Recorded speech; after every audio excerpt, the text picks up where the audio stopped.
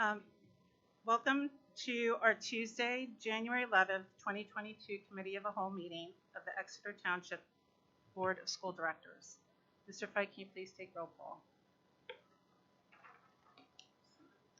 Dr. Ann Herring? Here. Here. Here. Here. Here. Here. Timothy Morgan? Here. Julia Schaefer? Allison Wilson? Here. 8 present, 1 absent. Thank you. In addition to the 8 board members in attendance this evening, we're also joined at the board table by our solicitor, Sean Lockinger, and members of the school district administration, including Dr. Kimberly Miner, superintendent, Dr. Eric Flam, director of teaching and learning, Dr. Christy Haller, director of human resources, and Mr. Brian Fike, who serves as our business administrator as well as our board secretary. The meeting minutes are attached. Does anybody have any changes or discussion they would like to make regarding meeting minutes for the board reorganization, special voting, and committee of the whole meeting for December 7th, as well as the board voting meeting for December 21st? Yeah, Dr. Hearing, I do have some modifications requested for the 12/21 voting meeting. There are 4 different areas where the aye votes are counted as 8 when it should be a total of 9 members. And I can call out those specific areas if needed.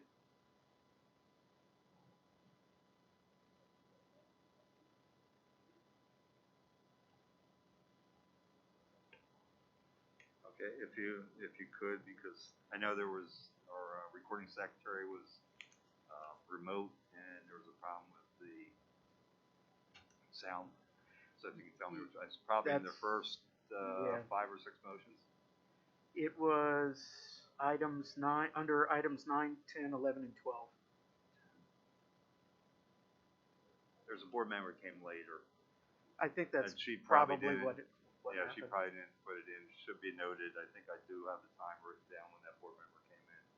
So I'll let her know and she can amend that for the next meeting. Thank you.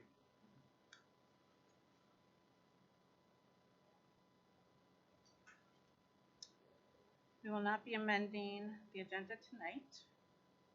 Let's move on to committees. Education Committee, Mr. Fiddler. Thank you, Dr. Hearing. There are 2 items that I'd like to move ahead to the voting meeting. It's to vote to approve the 2022-2023 district calendar and the short list of staff conferences. There is one item that is not a voting item, and that is a pandemic task force update. And I guess for that, Dr. Miner? Thank you. Mr. Fiddler, if you would not mind, I just make 2 brief announcements prior to the pandemic task force. Thank you. The first one I'd like to make is that this evening we have Jen Dorda with us, and she is the teacher who won the SHAPE Award, and she wasn't able to be here when we first announced it. Jen, I wonder if you might stand up at the podium and say a few words about the award and let us acknowledge that accomplishment. Hello, everybody. So I was very excited to receive the recognition last year, which was for Lancaster, Lebanon, and Berks County. So I was nominated by an anonymous person. I don't know who it was. And then I had to fill out an application, and I was chosen for that last year. Then you go on to state, where it goes on to a different board, and it was much more rigorous questions, and I had to get a letter of recommendation from a student, a fellow teacher, and Dr. Freeze. And that was fun getting the student letter of recommendation, and it was at the end of last year. And I thanked her for that and wrote her a letter, so I appreciated her time.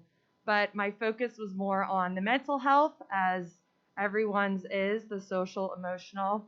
So with virtual, I would dress up every week to try and get the students to tune in, whether it was like a gorilla or Halloween costumes that I had, a pirate.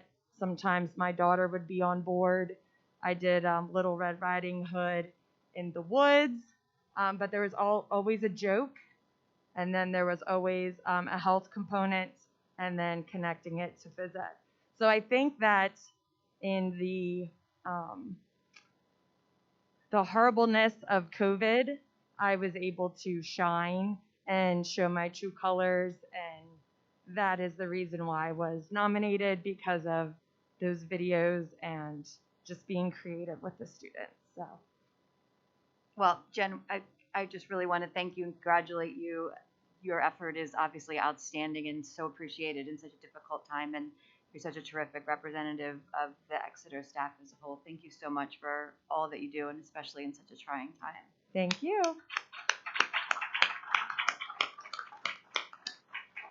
The other quick thing. Oh gosh, no, Jen, no. No, yeah. I would exit as soon as possible. There's a lot. It's a lot. But thank you, Jen. The other thing I'd like to mention is also congratulations to Riften. Riften currently, for first in math, their 5th grade is ranked 9th in the nation, and their 6th grade is ranked 3rd in the nation. So congratulations to Riften's team. All right, now on to the pandemic. So much for education fund. Today we had a meeting of the newly recomposed for 2022 pandemic task force. Many of our members continued on from previous years, including our central office team members, our principals who had been with us the prior year. And then we had some new members today. Dr. Herring joined us as the new president of the board, and Dr. Frank Quigley is a parent in the district and a hospital physician. He was with us last year, and this year another parent who is a physician and has been in charge of pandemic management in a number of hospitals. Dr. Elba was with us as well, and they were both outstanding in terms of giving us their perspective on the pandemic in general, and then what we're doing in Exeter in particular. The primary things that were emphasized by the doctors was that they felt it was very important that we continue to emphasize mitigation to the extent that we can, mostly because that reduces the burden on a very stressed healthcare system. That this time of year is very challenging for hospitals every year in the winter with flu and RSV and other respiratory viruses and conditions, including in pediatric wards where many of those things happen. And so the additional burden of COVID is right now primarily being made worse by a shortage in staffing. So just like we're struggling with staff who get sick or their children get sick and they have to quarantine, it's the same thing in the hospital. So they're stretched extremely thin. So the more that we can do in our community and through our schools to mitigate the additional spread will help reduce the burden. And that the way to think about reducing the burden in the hospitals isn't necessarily that children will go in with COVID, although of course that's possible, but if a child has a broken leg or appendicitis, if the hospitals are maxed out, it's harder to deal with those other normal childhood emergencies. So that was, extremely helpful perspective. We heard from our school nurse, Tammy Hughes. We heard from our ETEA representatives as well as our support staff representatives. Both groups made it very clear that they are happy to, and I can attest that they have been throughout the whole pandemic, to comply with any order or regulation, anything that the board has asked them to do. They've done an outstanding job. We checked in with the principals about the experience that they're having with student compliance across the board. They all shared that our students have been excellent. So I think overall the takeaway was, masking right now is being successful in terms of student compliance, in terms of teacher compliance. There are a number of support staff who work in close proximity with students, for instance, the aides who work in the cafeteria while students are unmasked. And so wearing masks to them is really important because they're in a more high-risk position. But I think it was nice to get that team together to reaffirm a broad-based community recognition that we have to work together as a team to continue to get through this. Every member, I think, is an outstanding individual on their own, but they represent a group of incredibly hardworking people. And the flexibility and creativity that our team has delivered, I think, has really been the key to our success in keeping our schools open. A number of days we had a lot of staff out with COVID, and people are really pulling together to cover for each other. And everybody recognizes that our number one priority is having our students here in school, learning in person, and for those reasons that Jen said, keeping students connected, keeping teachers connected with those interpersonal relationships.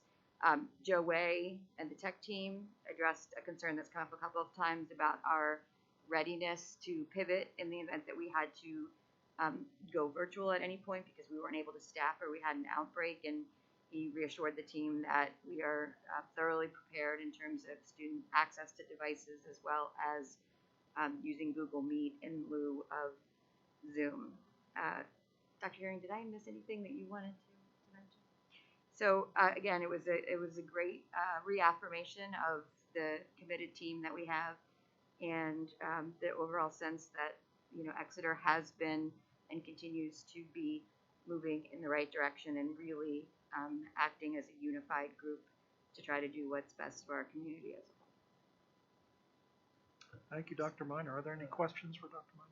I just have a couple of questions. First of all, were there any formal recommendations from the committee? There were no formal recommendations. We didn't ask for any formal recommendations. We asked for on the ground status report. I would say that the committee, again, particularly the doctors, were clear that continuing with masking in this current rate of transmission is, although not a perfect mechanism by which to stop the spread, it is a mechanism. And I believe that one of the doctors said specifically, if that keeps one person out of the hospital or the ER so that another person who's having a heart attack can be cared for, that's a mitigation strategy worth pursuing. Thank you. Just two other questions. One is related to if there is a student or anybody who's within the district, if they have a legitimate health or emotional issue associated with masking. Could you just explain that process? Yeah, absolutely. So this has been consistent from the beginning of the pandemic. We've actually never changed our approach to this. When masking was first mandatory by the state, the Department of Health made it very clear that there were some groups of students and staff potentially who schools should consider the potential of a mask exemption. So the way that a mask exemption works is that if a student has an existing medical condition, either a mental health condition such as anxiety or a physical condition such as severe asthma, and they have an existing IEP or 504 with the school district, and the parents believe that a mask exemption is appropriate, then that IEP team or that 504 team has convened. In most cases, this has already happened because we've been in and out of masks for a long time, so unless it's a new student, that's already happened. And if the team determines that, in fact, there isn't a better alternative, so, is a shield a better alternative, something along those lines, and that really the best, in the best interest of the student is that they don't wear a mask, then that student is given a credential so that bus drivers, other teachers in the hallway, principals, et cetera, know that that student is exempt, and then they continue to be mask exempt. So if there, is a student who has a new condition and hasn't gone through this process, they would want to contact their building principal or their nurse. And our procedure has been that if you have a medical, physical, or mental condition that's severe enough to warrant a mask exemption, it most likely warrants a documentation in the form of 504, an IEP, and other school-based support. So that's why we've been taking that approach. Thank you. And this, my last question, has to do with some correspondence that we received around lunchroom interaction. And I'm not going to repeat all that, but you know what I'm talking about. Maybe you can just explain that process. Certainly. So one of the challenges, and the board talked at length the last time they met about, for instance, athletic competitions and having students without masks. The other time students are not wearing masks, of course, is when they're eating. And in our cafeterias right now, since we're at normal capacity, students are close together and their masks are off during that period of time. So some people have expressed concerns that if students are coming out of quarantine and then they're sitting next to their child and they're not wearing a mask, are they creating an additional level of exposure? And I, asked our nurse representative if she was aware of any transmission of that type where a child had come back from quarantine on day 5 and 6 had then that had resulted in other children getting COVID. There's no data to support that that's ever happened. At least she wasn't able to provide it in the course of that meeting, and I'm not aware of any either. And further, we, in terms of being a school system, and again, I'm going to talk about mental health a lot over the next weeks and months because I think it is really something we have to be focused on as a school community. But the idea that you would isolate a child and make them sit by themselves, or make them wear a mask outside when nobody else is wearing a mask, that's detrimental. When I was an elementary building principal, and parents started to ask for their children to sit at a table by themselves because they had a peanut allergy, we all worked very hard at identifying other students who would be willing to sit at that table with that child and also not have peanuts in their lunch and have the nurse check their lunch, because just that is a bad thing to do to kids, to force them to sit and be alone. So for that reason, we are not putting kids, in an isolation in the lunchroom. I would add, additionally, one of the things that is very, very clear, and particularly with Omicron, is that many people, and especially children who've always had fewer symptoms, are asymptomatic. And so, if you are concerned that your child's sitting at a table with a child who's coming back on day 6 after a quarantine, I think it's reasonable to think on any given day your child may be sitting at a table with someone who has COVID and doesn't know it. It's the nature, unfortunately, of this right now. So, at this point, there's nothing to suggest that that has happened or been a cause for concern. But as long as we're feeding students, and we have these large groups of students with no masks, there's always going to be the risk of spread in our cafeterias. You're welcome.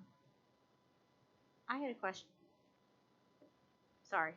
In regards to what you were saying about K through 4 having the ability to transition easily to if we had to go out of school, I heard a lot of concerns from the community about them not having iPads. Would we have like where they pick it up the next day? Is that like the type of thing? That's what a lot of parents have asked me.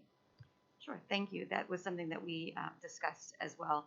So all of our students in grade 4 through 12 we are one-to-one districts, so they have a Chromebook that they take home with them.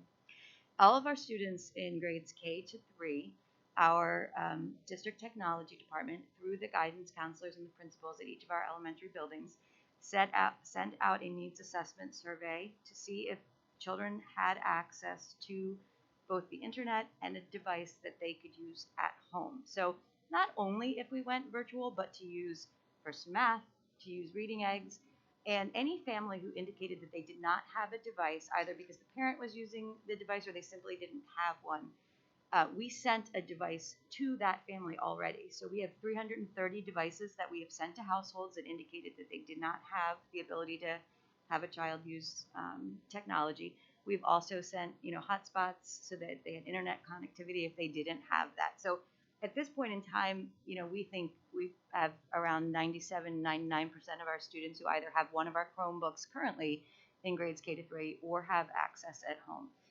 Certainly, if there are any families that are watching this tonight and they don't have a Chromebook at home, all they need to do is contact their elementary principal or their guidance counselor, and the tech department has, stacks of Chromebooks that we will happily give to them during the course of the school year, so that both for those technological programs like Reading Eggs and First Math, they can do that, as well as if we would need to go virtual.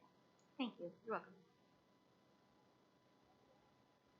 I'm sorry, question. John, I have one question. In regards to when the task force will meet, will that be on an as-needed basis, when the board requests it?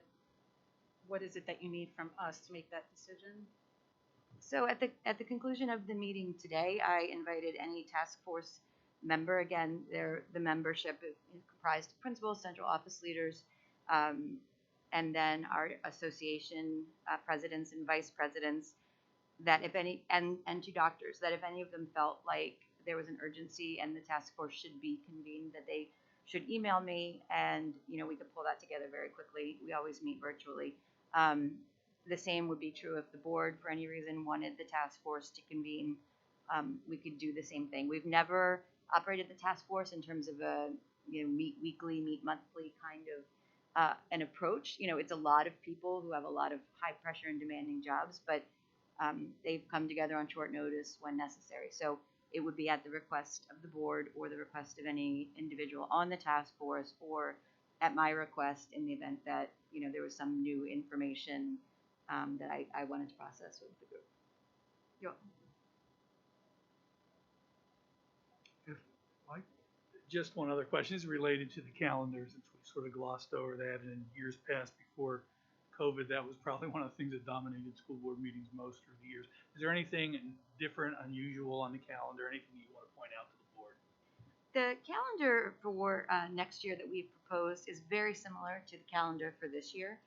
One of the decisions that was made last year was to eliminate half days. So there had been several half days in the calendar for professional development purposes.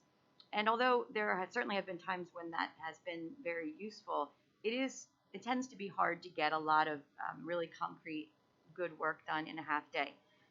But more importantly, we have heard, and I think the pandemic itself has really shone a light on this, how difficult it is for families to find childcare.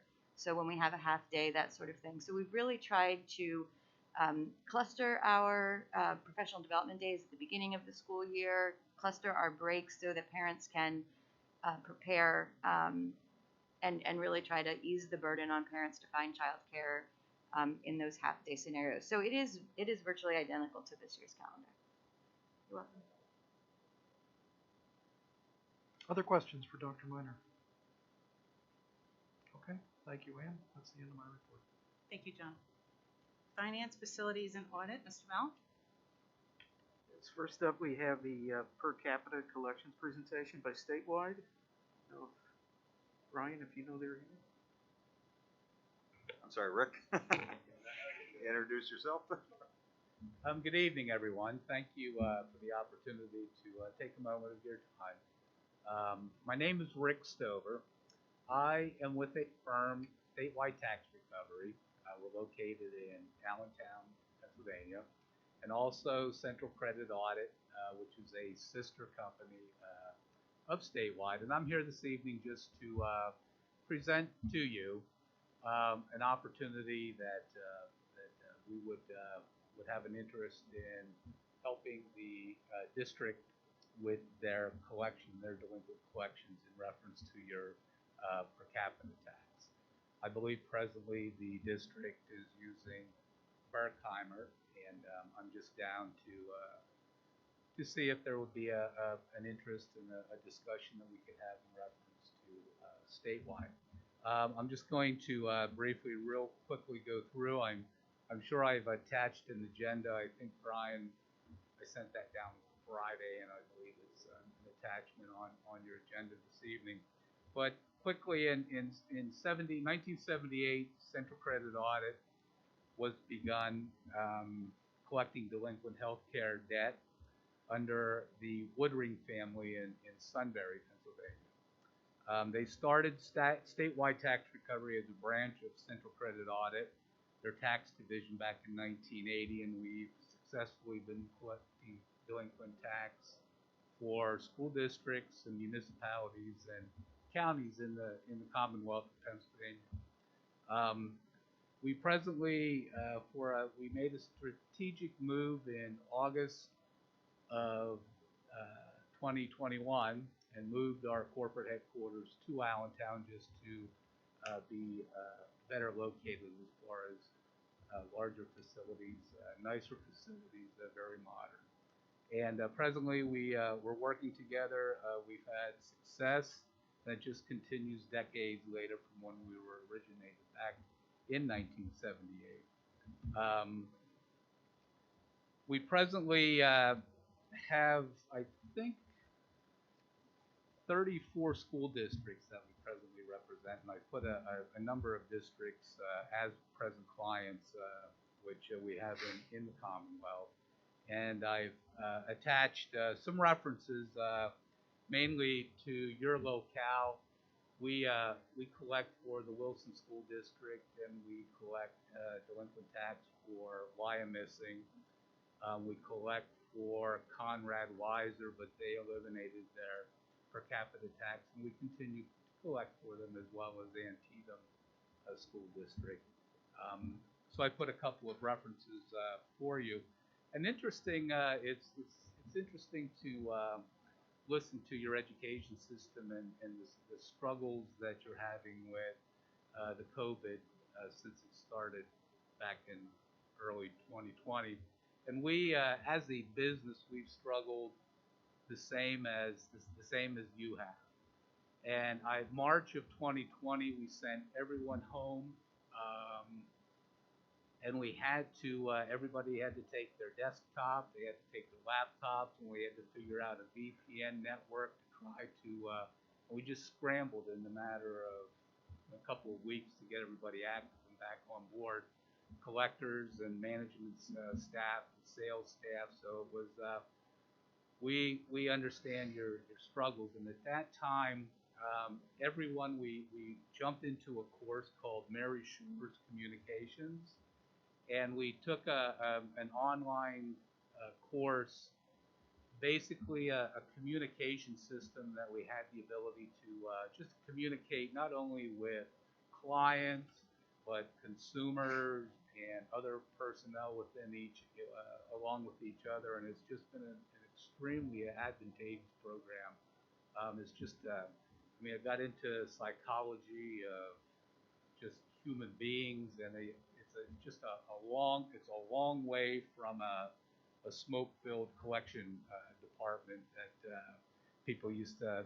The reputation of our collection of a collection agency is really being modified. And it's I've done this since 1984, so it's just interesting to see how far it's progressed. Our strategies, our collection strategies, our personnel is extremely experienced, well trained. We understand how to collect debt. We understand how to process exonerations and speak to your taxpayers when they call in, and we can quickly take that process, get an exoneration, and submit it to you however you want it, whether it's a monthly basis. It goes to Brian to the board to approve. I don't know exactly how you handle that, but that's no problem. We have a finance department which we post payments, we refund, they analyze refunds, and we remit payments that we've received back to a taxpayer very quickly. So that department runs extremely smooth. Interestingly, we have a social media staff, and our social media staff does, we have clients that not only have a per capita tax, but also have a larger occupation tax. And so what we do is we get on platforms and we skip trace and we try to find jobs for wage attachments. That's kind of a last resort, but if we have a balance that's increasing to 1,000 or 2,000, I'll use Shikellamy School District up in our area. They have a per capita and an occupation tax, and we have balances that can be $5,000, $6,000, $8,000, $10,000 because people just don't pay their taxes, and we can find employments and file wage attachments. So it's an interesting department. Our technology, we have IVR, interactive voice responses. We have a payment portal. We have live web chat. We have QR codes on all of our collection letters that they can scan, they can open and scan it with their phone, and then they can choose how they want to converse with us, whether they want us to email them or do an SMS chat. We have Zoom partnerships. So we've kind of, our technology, we found that if we put a payment platform on our website, and we find that each evening we come in the next day and people just go right on our portal and pay, and we probably have a couple hundred of payments every morning when payment processors come in and start posting payments.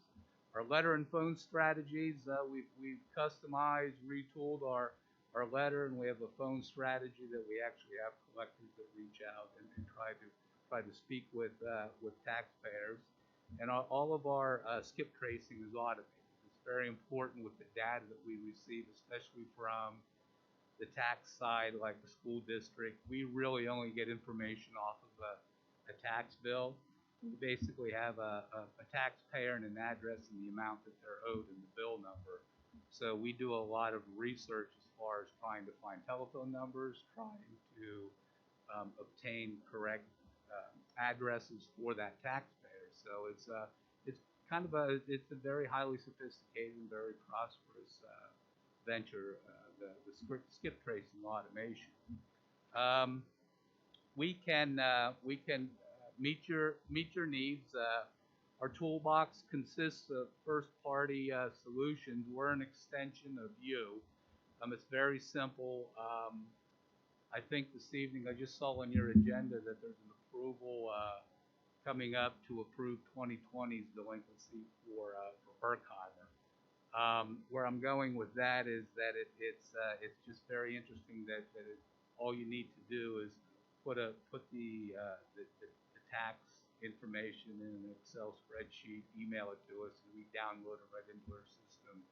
And we have a third-party letter company that sends notices out right away. We score all of our debt. We have proprietary AI technology.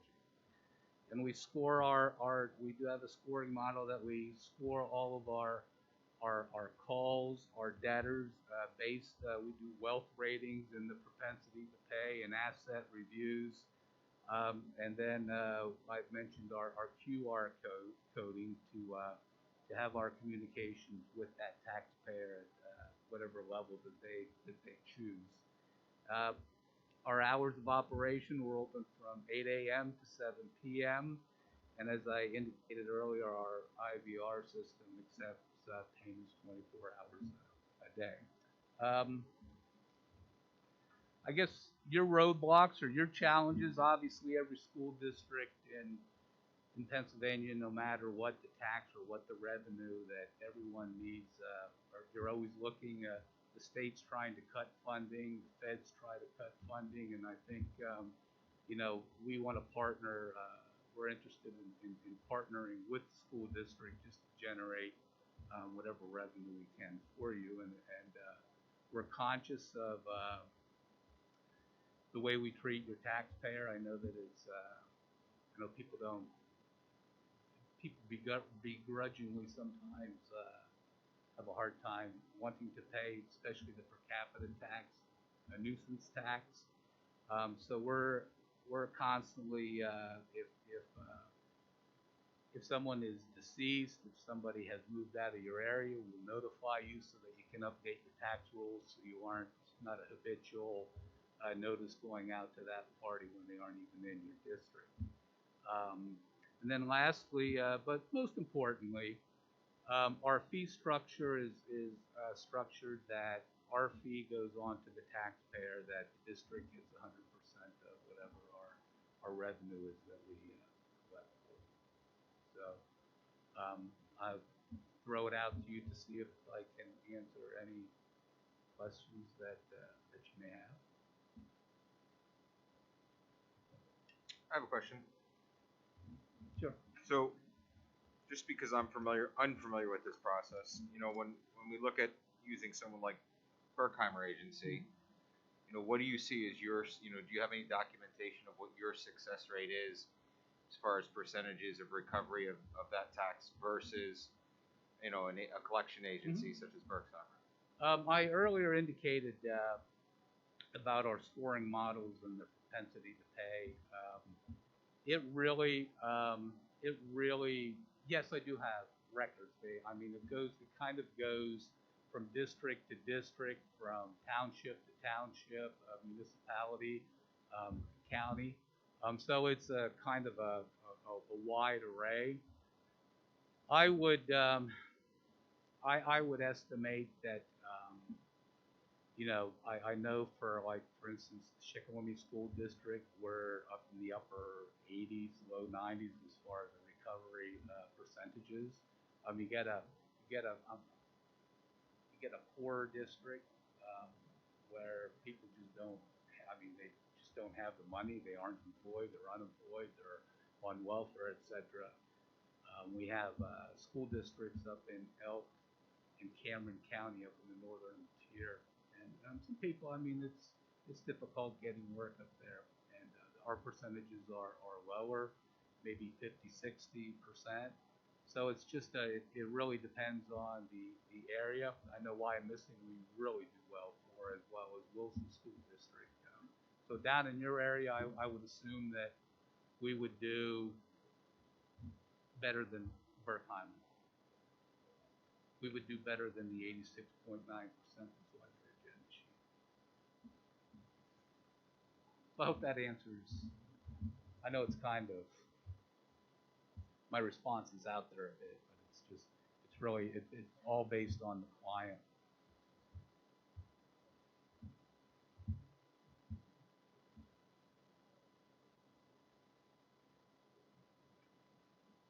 Okay. Thank you for, oh, I'm sorry. No, I was just going to say okay, thank you. Okay. Thank you for a moment. Thank you for the opportunity. I just wanted to make a comment. The reason I brought them in, we did this with our real estate tax collection. Other schools I've talked to use Berkheimer. They said they saw double, at least the first year, of what they normally see in delinquents. Sort of the same thing with the county collecting the delinquent real estate taxes. We're going to a collection agency that actually goes after it. So this was an option, especially since you're seeing the 2020 being turned over. Next month you'll see the 2021 being turned over. And I just didn't want to lose the opportunity to try to collect more this coming year than we normally do. Mr. Fike, you brought up the real estate tax delinquencies. That was Portnoy Portnoy is going to that we brought in November. My understanding is they do not do per capita, though. No. They're just real estate. It's sort of like niche markets, if you want to call them. Okay. Berkheimer picks it up, but they're more concerned with collecting EIT or an income tax. Okay. You know, and I guess they really, Berkheimer competes against Keystone, I believe it is, the other earned income tax collector. But, you know, they do per capita and occupational, but it's like a side business for them. So, I mean, Rick, am I correct in saying that? With Berkheimer? Sure. Both Keystone and Berkheimer are competitors, and I don't know their inner workings as far as, but I do know that they are interested in upfront EIT and LST and kind of that part, but they do delinquent per capita and occupation, but it's not kind of there. It's kind of an afterthought, I would say. We just specifically, we don't do EIT or LST tax, and we just strictly do delinquent recoveries. We do well. So I'm thank you, Brian. I just wanted to kind of reach in and jump in and just straighten it out. So thank you. Thank you. Any other discussion on item A? I have a question. Brian, are there any companies out there that do it all, sort of a one-stop shop type of thing? Not that I know of, but do it well. I mean, Berkheimer at one time was into real estate. I think they got out. it's more their legal team because there's different laws against, 511, which is your earned income tax. I think these are fall under for Capita Act 679 and Act 711, so it's all different portions of the legal code, if you want to call that. So So it's become a niche market. yeah, it's sort of like going to a mall instead of a department store. Right, you're going to individual stores to get Okay. that service. Yeah, thank you. And just to be clear, there's no cost out to us to use this service. No, just even with Berkheimer, they charge the compliance fees, but it's no cost to us. I'm just looking at a way to get the money in faster instead of letting it sit there. Brian, I didn't quite catch that. Could you just repeat, how was the contractor compensated for their effort? Both Berkheimer, statewide, they basically charge the fees directly to the delinquent, if you want to call it. Just like in real estate, they charge the fees directly to the delinquent. So we get 100% or we get our principal back. Thank you. Any other discussion on item A? Okay, moving on. Item B, LERTA application received. We received a LERTA application from Ama's Famous Pizza and Grill, the new business that opened up at 35 West 47th Street. I do believe the solicitor has reviewed this. Do you have any comments? Nothing specific other than what's here.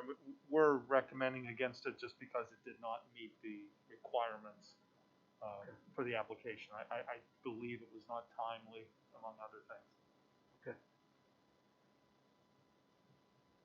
Knowing that, would they have an opportunity to reapply? I believe so, yes. I don't quote me on that one though, I have to admit, but I believe they do. I can, on our application itself, it says the application is be completed and submitted as follows. On the same day, the property owner submits a LERTA application to one of our municipalities, either Exeter Township or St. Lawrence Borough, or the same day the property owner obtains a building permit, or the same day that construction begins if no building permit is required.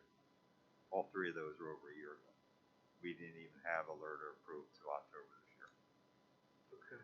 So based on that criteria, there's no way to resubmit, it sounds like. Right, because we did not make a retroactive LERTA. Yeah, that's right. There would not be that. There would not be a way to resubmit. They've already blown the deadlines in a sense, so. Okay. Okay, thank you. Brian, is there LERTA being challenged or denied by the township as well? The township approved them a year and a half ago.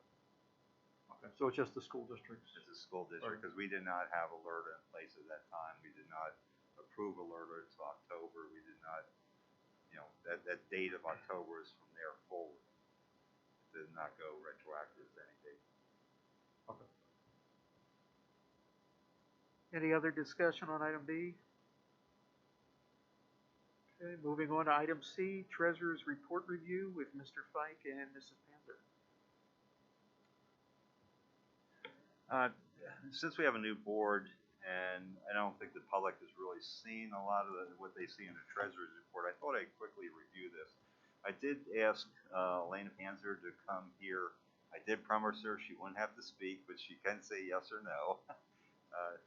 Elena does not like to be the public speaker, but she is the treasurer that you do appoint. She creates the treasurer's report. She balances the books every month. She also oversees the bank reconciliation. All of our books and everything we do have things in place that not one person has control of anything. There's always someone double checking and verifying behind the scenes or behind the person. If I'm showing last month because you'll be getting December's results at your voting meeting. Right now she's completing the bank recs. But in your treasurer's report, you get a summary of the year-to-date revenues. In there, it also gives you original budget. If we revise the budget, it gives you the monthly activity. It gives you the fiscal year-to-date activity. Over to the very right, which most people look at, is they look at the fiscal year-to-date percentage. if you're at 100%, if you're at less than 100%. If we look at the first line last month, budget for real estate taxes was $46,933,521. We already collected $44,841,621 of that, almost 95% in the first, well, from July through November. This month will probably be close to 100, and then whatever delinquent is still be collecting through the June 30th of next year. But every line is in there, or the majority of the, I should say, the functions are listed, fiscal activity. One thing to note, when you look at real estate taxes, 95%, you're figuring you're only halfway through, but all the real estate taxes are collected before the penalty period, or mostly before the penalty period. December, you have penalty. But once December 31st turns over, the tax collector no longer collects that, they turn it over to us. We will be turning that over to the collection attorney to finish collecting those taxes.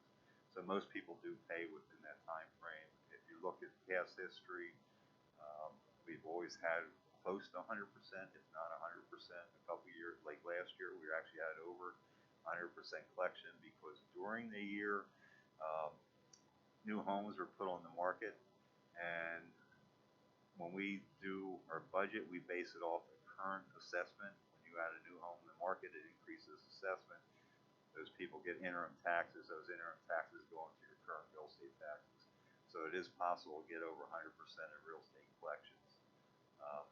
I know the previous year's budget, this year we didn't do it, but the previous year we actually budgeted for less than 100%. It was almost like 95% because they felt that people weren't going to pay their tax on time, but we never saw that.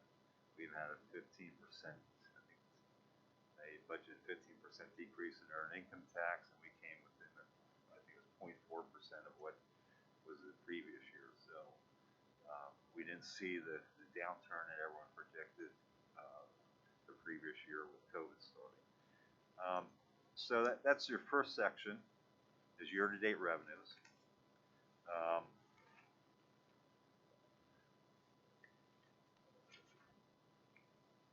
Second section, if we go down to, let's keep on going, all through the revenues. The next section after that will be year-to-date summary expenditures. I think that's like the sixth page. In that, same thing. You have your original budget, your monthly activity, also as a revised budget, your fiscal year-to-date activity. Encumbered amount. When you look at encumbered amount, that means it's money that was ordered. I'll call it ordered. It hasn't been paid yet, but when if we put a purchase order, we encumber it, so we know we cannot spend that elsewhere. So the available funds is basically what was not spent yet. That fiscal year activity will take the available funds. So everything's tracked. Every expenditure is tracked through there. Couple small places, I'm seeing we have 254%, but it's only line item at 275. It actually came in at 700 for the year. I try to track actual expenses so we know what it'll be the following year. I believe that was Board Treasurer Services. I believe this year the 4-year bond for the treasurer was due.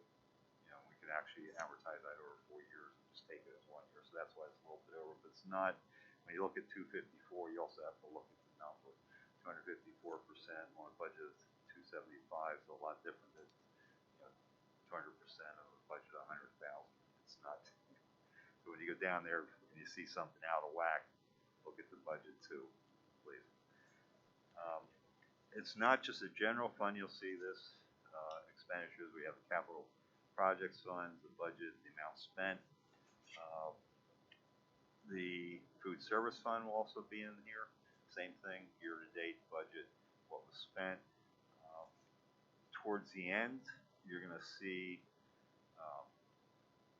the student activity funds. Everything that we have a bank account, you get a report on. You basically get a report on anything was spent during the month. When there's a separate, under your treasurer's report, which we're not gonna go over here, but you'll receive, a list of bills, every single bill that was paid during the month, the total payroll for the month. When you add up all this, and if you wanna sit there with the calculator and subtract out for the previous month, everything will balance to the penny. And that's Elena's job to make sure it does balance to the penny. In this, she also gives you there's gross payroll, the district share of FICA, everything that was spent. She'll give a summary of investments, everything we have in the bank. Right now, I think we're somewhere around $50 million in our bank account. It seems like a lot of money, but most of the real estate taxes are collected already. That has to leave us through, or last us through June 30th this year. Next couple of months we might collect 2 or 3% of real estate taxes. The only thing we're really getting is state revenue. So by the end of the year we should be down to very low in the bank, maybe our fund balance of $6 million or so. And if the state doesn't pass a budget in June and July, until we get out real estate taxes, we need that extra cash, or that small 8% fund balances comes out to 22 days of bills, but we need that in the bank to be able to cover payroll in July until we start receiving real estate taxes again. Elena also provides you at the end of this with your actual bank statements. Now she does redact the account numbers. Activity, that account number has been redacted, so that all this can be public information. The account number doesn't have to be public information. So if you look at these accounts, you can actually track them back to the balance sheets that she provides with this, which is cash accounts for Truist, which is, that used to be BB&T. That's really it's not a checking account, it's our deposit account. Monies we receive, we deposit in BB&T, then we transfer it over to PNC, which is our main checking account. We write all our checks out of that. Credit cards come out of the PNC account. We also have, I think, probably 80% of our funds are in some type of investment, CDs or treasuries. All of our funds are guaranteed by the U.S. government. We Act 72, which is state, passed years ago. We have to either have FDI insurance or what they call collateralization. Every month we get a statement from PNC or any of our banks if we're over the $100,000 of FDIC insurance, that they've actually taken out treasuries or collateralized our funds, that if everything went belly up, we'd have guaranteed treasuries to cover those funds. We'd not lose those funds. We'd lose interest, but we're not going to lose the principal. And that's another responsibility of our treasurer, to make sure we have everything collateralized or under FDIC insurance. I know it's a lot. Was it 48 pages you get every month, besides your probably 30 pages list of bills that we paid. But by law, you need that information to approve the checks and the disbursements, and by law, we should be given that to you. So, does anyone have questions? I moved through pretty fast because we got a lot on the agenda, but I just want to make sure everyone understands. And the other thing I'd ask, if you do have questions, please, on listed bills, when you look at them on the weekend, I know board members have always called me up and say, "What's this bill about?" Call us ahead of time so we can have an answer for you at the board meeting, or if you want to share that with other people, or if you just want it for your own self. But if call us ahead of time, we're always available. Mike. Brian, thank you, and I know that information is always available to the board. Could you just talk a little bit? You and I had a brief conversation about an issue that the county ran into in terms of approving bills ahead of time and transparency. Just curious to make sure that we don't run into those issues here as a board. Okay. The county, I think, was actually their controller wrote them up for sunshine law violation. The county meets weekly because of the amount of bills and payroll and all different departments, and they approve bills every week. But after Christmas, they approve bills after the fact, and they never had a resolution on the books saying we authorize the administration to pay those bills ahead of time, and then we will retroactively approve them or ratify them. And when that came up, I looked at it and said, you know what? Past practice and common sense says you pay the bill to avoid a late charge. You have to pay the bill because you have a contract for payroll for the union. You have to pay the bill because you have a debt service due on bonds, and our board only meets once a month. So other districts like that, we've always had a payment in advance resolution. I do have that on It's item K, I think. on item K. Basically, it gives the authority for us to pay things in advance, to avoid late charges, to issue payments for timely for payroll and other payments, to take advantage of early payment discounts. Because I've found some districts where, someone, I was doing construction, the one construction manager would give you a 2% net 10. So, on a $100,000 bill, if you paid it within 10 days, you got a $2,000 discount. It's like, why not take advantage of that? But, they couldn't because the board never authorized them to do that. Utility bills, if you don't pay those on time, they'll have a late charge. So we've always paid those things in advance of the board. It's been past practice, but what I'm asking the board in item K is to put that in writing, so anyone in the future would question. It's common sense, but by law, you have to authorize us to pay in advance. Okay. Did that answer your question? Okay. Brian, I just have a question about student activities accounts. Is that part of the report document that we get, or is that handled separately? That's at the it's probably about page 45 or 46.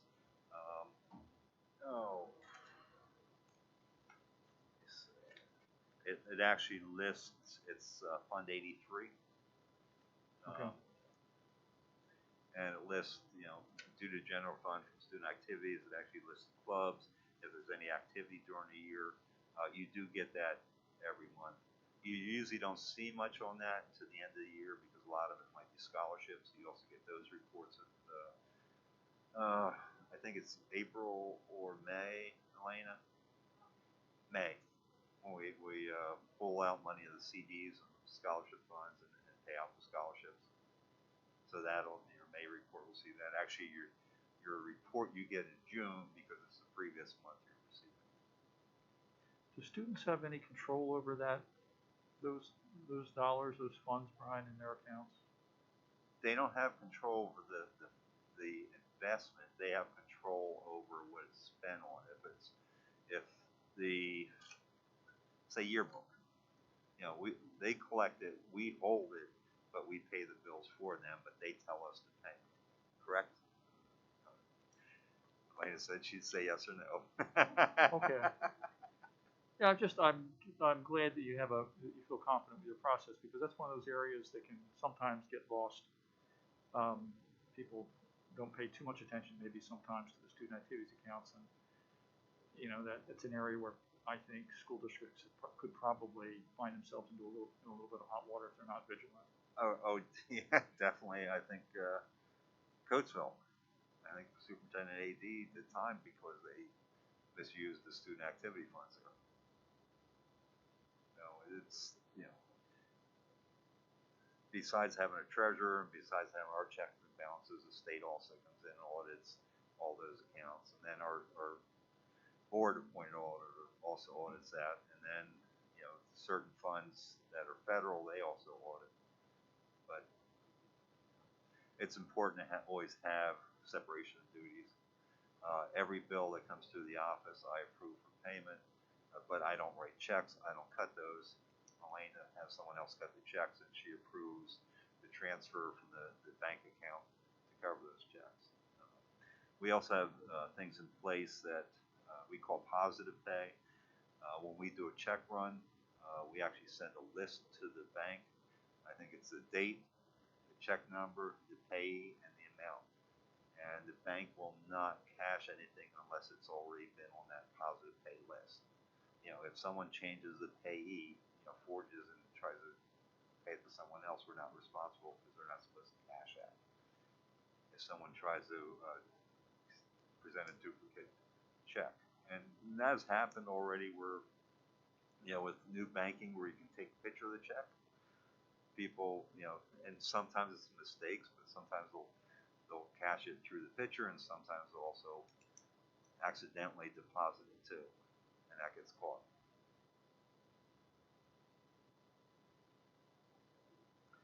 I just want to say thanks to Elena and the rest of the business staff. I mean, they do really great work, and so many times we just don't know what's happening back there, but they're behind the scenes, and everything I've ever seen has been really well organized and I think really impressive. So kudos to them. Keep up the good work with them, Brian. Thank you.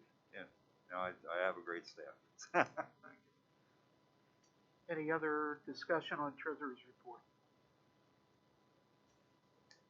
Okay, moving on to item D, it is recommended that the Board of School Directors exonerates the Exeter Township School District tax collector from the collection of the remaining 2020 per capita duplicate for Exeter Township, consisting of 1,848 delinquent per capita, 509 exonerated per capita bills, which is 86.9% collection rate, and authorize the district to submit the delinquent per capita bills to Berkheimer Associates for collection. Prior year consisted of 1,897 delinquent per capita and 662 exonerated per capita bills, which is an 86.9% collection rate.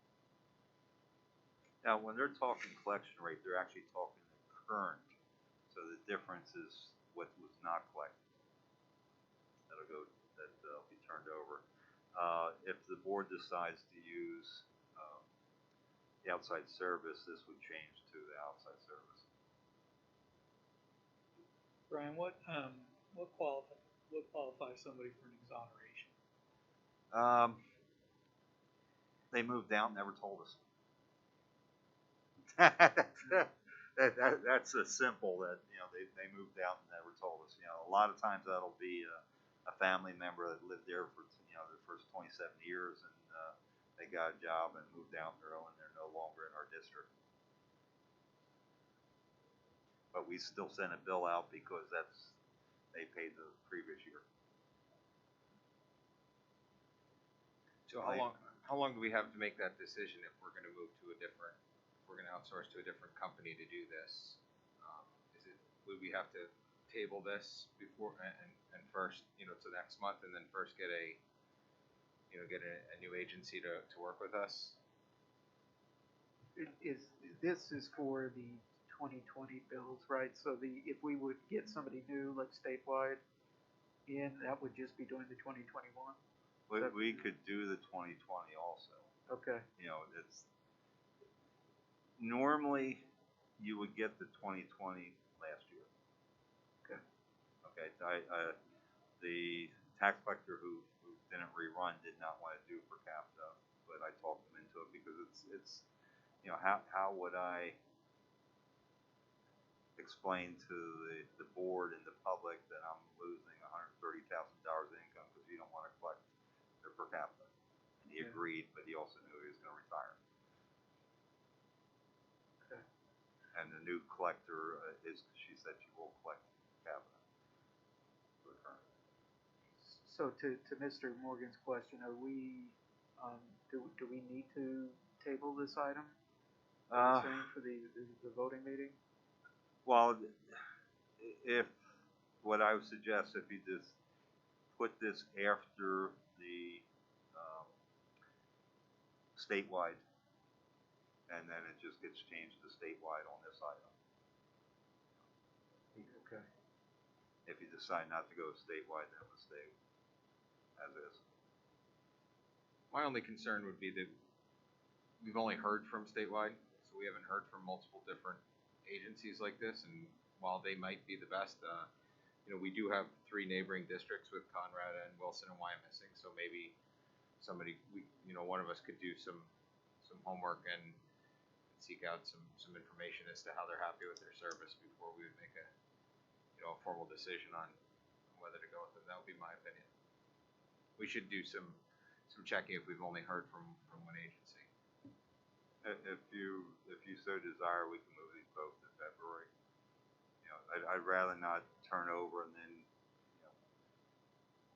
have two different agencies, because we have 2020 and 2021. It's might as well have them collect both. Yeah. Like I said, normally the 2020 should have been turned over last January, February. Yeah, if the board is okay with that consensus, we could move these to February's agenda until we get more information. Elena, you don't have a problem with that, right?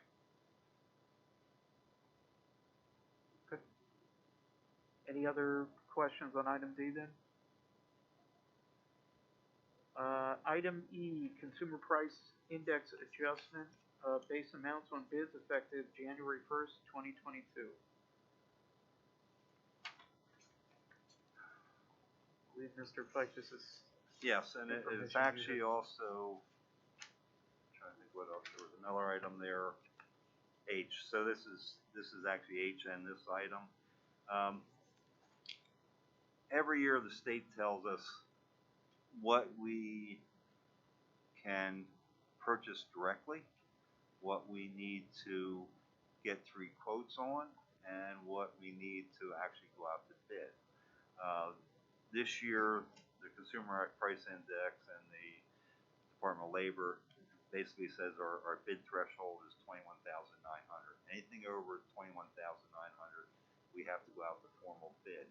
Now that also allows us to piggyback off of someone else's bid, like Keystone Purchasing Network. There's about 15 that the board has authorized us to use so far. Where someone else has bid it, we use the IU for certain supplies. But someone has actually did the correct advertisement, had the correct number of bidders, and bid the product. But I wanted the board to know that the 21.9 threshold is there. If we take you something that's outside of that threshold, we should either be telling you it's on a CoStar's contract or Keystone contract or Omnia contract or some type of contract you've already approved or we have gone out to bid for. Below 21.9 and above 11.8, we're supposed to get 3 separate telephonic bids. So we will have record of that. We will not send that to the board, but we do have proof of that because when state orders come in, they're going to ask for it. Who else did you check for this? And below that, it's up to our discretion. My personal feeling is get me at least 1 quote if you can. Anything over 500 up to the telephonic number, so we do know we're getting a better price. But I did want you to know this because it comes out every January, and this tells us, our bid thresholds. Frank, could I just make a comment about that? Sure. It used to be every year we would modify policy 610, which has to do with quotes and bids. And last year in February, we modified that policy and decided we're not going to actually put those numbers in anymore. But we would always put a reference to the Pennsylvania Bulletin. Right. And so if you look at the current policy at the bottom, you'll see that, the current Pennsylvania Bulletin from January 2021. So I think this document that you have attached to this item needs to be attached to that policy as well. No board action is necessary because it's just an attachment, but I just want to make sure that that was included in what's updated on our policy manual. Okay, I'll make sure Dawn attaches to the policy. Any other discussion on item E? Okay, Moving on to item F, Frontline Education Contract. It is recommended that the Board of School Directors approve a contract between Exeter Township School District and Frontline Education to add human capital management, employee recruiting, and onboarding modules, as well as the time and attendance module to our existing suite of Frontline applications. Costs are listed as follows: a one-time implementation fee, $17,325 due at time of commitment. Annual recurring fees, $31,673.25, starting July 1st, 2022. I do know this is under a CoStar's contract, so I'll make sure they put that on for the motion that goes to the board, to the voting meeting. I'm sorry, Yeah, there is, these people are under a CoStar's contract, so I'll make sure they do put that CoStar's number on there. okay. And go ahead, Mr. Japan. Are you gonna move on to the next one, or are you? No, I was actually gonna ask a question about. Oh, go ahead, I'll let you go. Now, I just wanted to clarify here. So it says that the district is currently utilizing the Frontline for teacher substitute management and professional development. Is there somebody that can speak to what we're doing now for time and attendance and if we're doing any employee recruiting or onboarding now? Yeah, so I'm going to actually let Christy, Dr. Haller, speak to this a little bit more.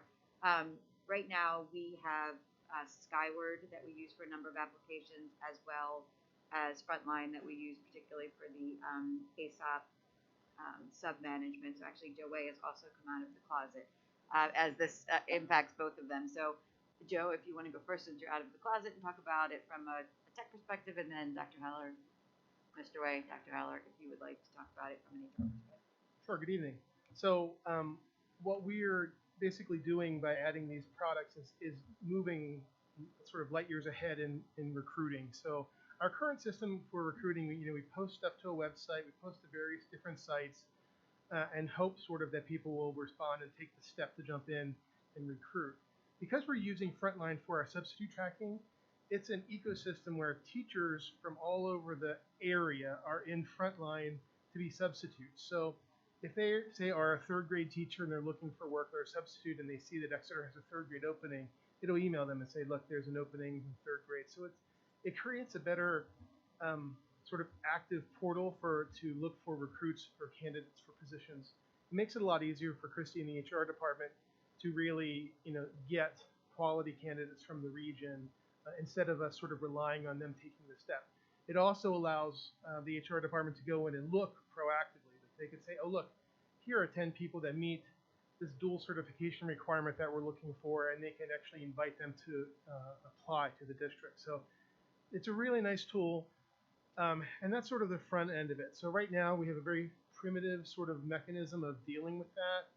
And then the next step is the onboarding process. So as new employees come to the district, they're getting a variety of photocopies of documents, some digital, some very old and analog. And so the recruiting and then onboarding is the next part. So it's a digital onboarding process, which includes an employee portal, which will have all of the things like any certifications or trainings when their licensures are expiring and so forth, all in this one portal. So it's a really nice way of really adding some professional features to that whole process for human resources.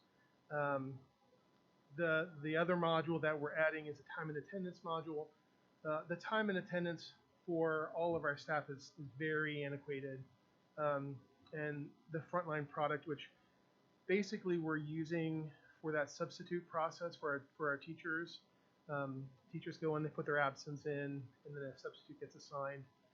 It's a much easier process than the Skyward portal we are using for time off. So it'll be a sort of an improvement for time off and timekeeping. Mr. White, can you just speak to the cost offsets for the money we were spending previously? So we're using products that are ancient. So Skyward's first database that they ever built was their what's it called, the recruiting fast track. So that was their first product. So this is really a very old product. So when you look at the suite of products we have from Skyward, we're paying for our student management, lots of other special ed modules and so forth. It's a very minimal offset. I mean, there's only maybe $6,000 or $7,000 that we would lose once we move out of those products completely in Skyward and into the Frontline. But I think Mr. Fike is also looking to replace some of the functions of Skyward in the business side. So it would be a good way. Again, it's the tool that most of the school districts in the area are using, and it really, if I look back to when we decided to move forward with Fast Track, this was the product that I would have preferred we moved with. But again, Skyward has so many features built into their system. It's great, and it's very enticing to just use those products. They're very minimalistic. So just so I understand, you threw out that 6,000 figure. Are you saying that this would ultimately come out to a net cost of $6,000 per year? No, we would basically cut $6,000 out of our expenses to Skyward, and then we would pay the 31. So it's about a $25,000 increase over what we would have had. But we don't have any of like the onboarding piece, all of those digital forms and documents management. We don't have any of that stuff really in place now. So this creates a very cohesive environment for all of that stuff. So how is the documentation handled now? Is that just paper filing? Sure. So to take you through the process when we post a position. So when we have a position that we need to post, we put it through Skyward. It goes onto our website, and then they go onto Skyward to apply. As Joe said, this would be a much more cohesive process where we can actually pull the job description right from the Frontline bank, put it up, and then it goes out to all the network of ASOP users. So it just draws from a different pool. Then when we actually go through the interview process and hire someone, that individual comes in, and Diane and the HR secretary, Cindy Fox, goes through each piece of paperwork. Whereas in ASOP, everything is housed in ASOP and people can complete it digitally, which then the feature that is nice is instead of us trying to sort it and have it go to the business office, and then some of it stays with us in HR, and then some of it goes to the tech department because we need to get them set up in technology. It's all housed in ASOP, and then it's all dispersed through ASOP, and it stays within that portal. As of right now, what we're doing is, as Joe said, teachers will put in their absence through ASOP, but our support staff are still using paper. Some support staff have learned to use Skyward. This would house all of it. So it's just a cleaner process, and the teachers are already familiar with it because of putting in their absences. And then they also put in their professional development through there as well. It used to be called My Learning Plan. Because that's another piece that is somewhat disjointed. When they are putting in for conference requests, they're doing it through My Learning Plan. When they're putting in for to take a course, a college course, to further their education, they have to do it through Skyward. So it just makes everything much more efficient in the district for professional staff and support staff, and then streamlines all the paperwork that all the different department needs will need to onboard someone appropriately and efficiently.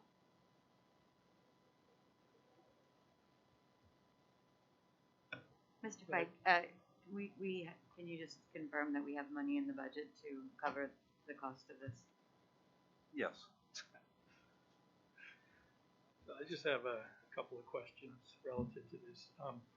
First of all, with ESOP, do you have to opt in to have your data used in the manner in which you are going to use it? So, for instance, you talked as basically a data mining tool for potential recruitment of teachers. Do they have to opt in to have that data access? Only teachers that want to be like our teachers use it for their reporting their time off, but substitutes opt into it on their own. And many of our folks before they're teachers were substitutes, so they've opted into the data as well. Can I just add to that, Mr. Shapina, if you don't mind? One of the things I think we've discussed, and again it'll be another recurring theme, is how tight and how competitive the job market is right now, and the difficulty of drawing candidates. And Mr. Way alluded to it, but I think really understanding it, is important. If you are a teacher who just came out of college, or you just moved into the area, or you're a sub and you're looking for a position, right now, the majority of school districts in the Tri-County area use this platform. And what you can do is you can just go in, let's say you apply to Westchester School District, you put in all of your information, and then you also want to apply to Pottsgrove and O&J and Exeter.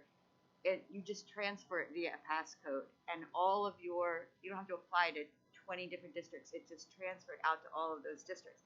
But what's even better than that is every Sunday night, you get an email of all of the job postings from all of those districts. So it's being actively pushed out to potential candidates. So with Exeter not being in that mix right now, we are at a real deficit. You have to know Exeter or come from Exeter. It's just this step of sending, and so many schools sending people just Sundays, it just appears in your mailbox, all of the listings. I think that's the space that we want to be in terms of being competitive and being on people's minds. I'd also say, one of the things that we've worked hard and continue to work hard as a team is the I don't know if this is a word, professionalization of the district in terms of branding and so forth. So when I first got hired, my very first impression was, paperwork for healthcare and so forth that had been, as Mr. Way said, copied and recopied and was diagonal and was crossed out, and it certainly doesn't make for a good first impression. And then as an employee, when you have so many things to worry about, your open enrollment for health insurance and all those things are all on this portal, so you don't forget that slip of paper in your mailbox to sign up for direct deposit or whatever it might be. And then finally, ultimately, a cost like this, in addition to drawing employees, our HR department, Dr. Haller and Mrs. Kornbach have worked really, really hard to get a handle on where all of our employees are and what they make and how many there are and what hours. And because we've had all of these different piecemeals of Skyward and ASAP and paper here and paper there, ultimately that comes at a cost to the district, not really having a good sense of where your employees are, what they're entitled to, et cetera. I think that as Mr. Frank said, there's money for this in the budget, but ultimately I think that cost is an investment really in human resources at Exeter that we really, really need.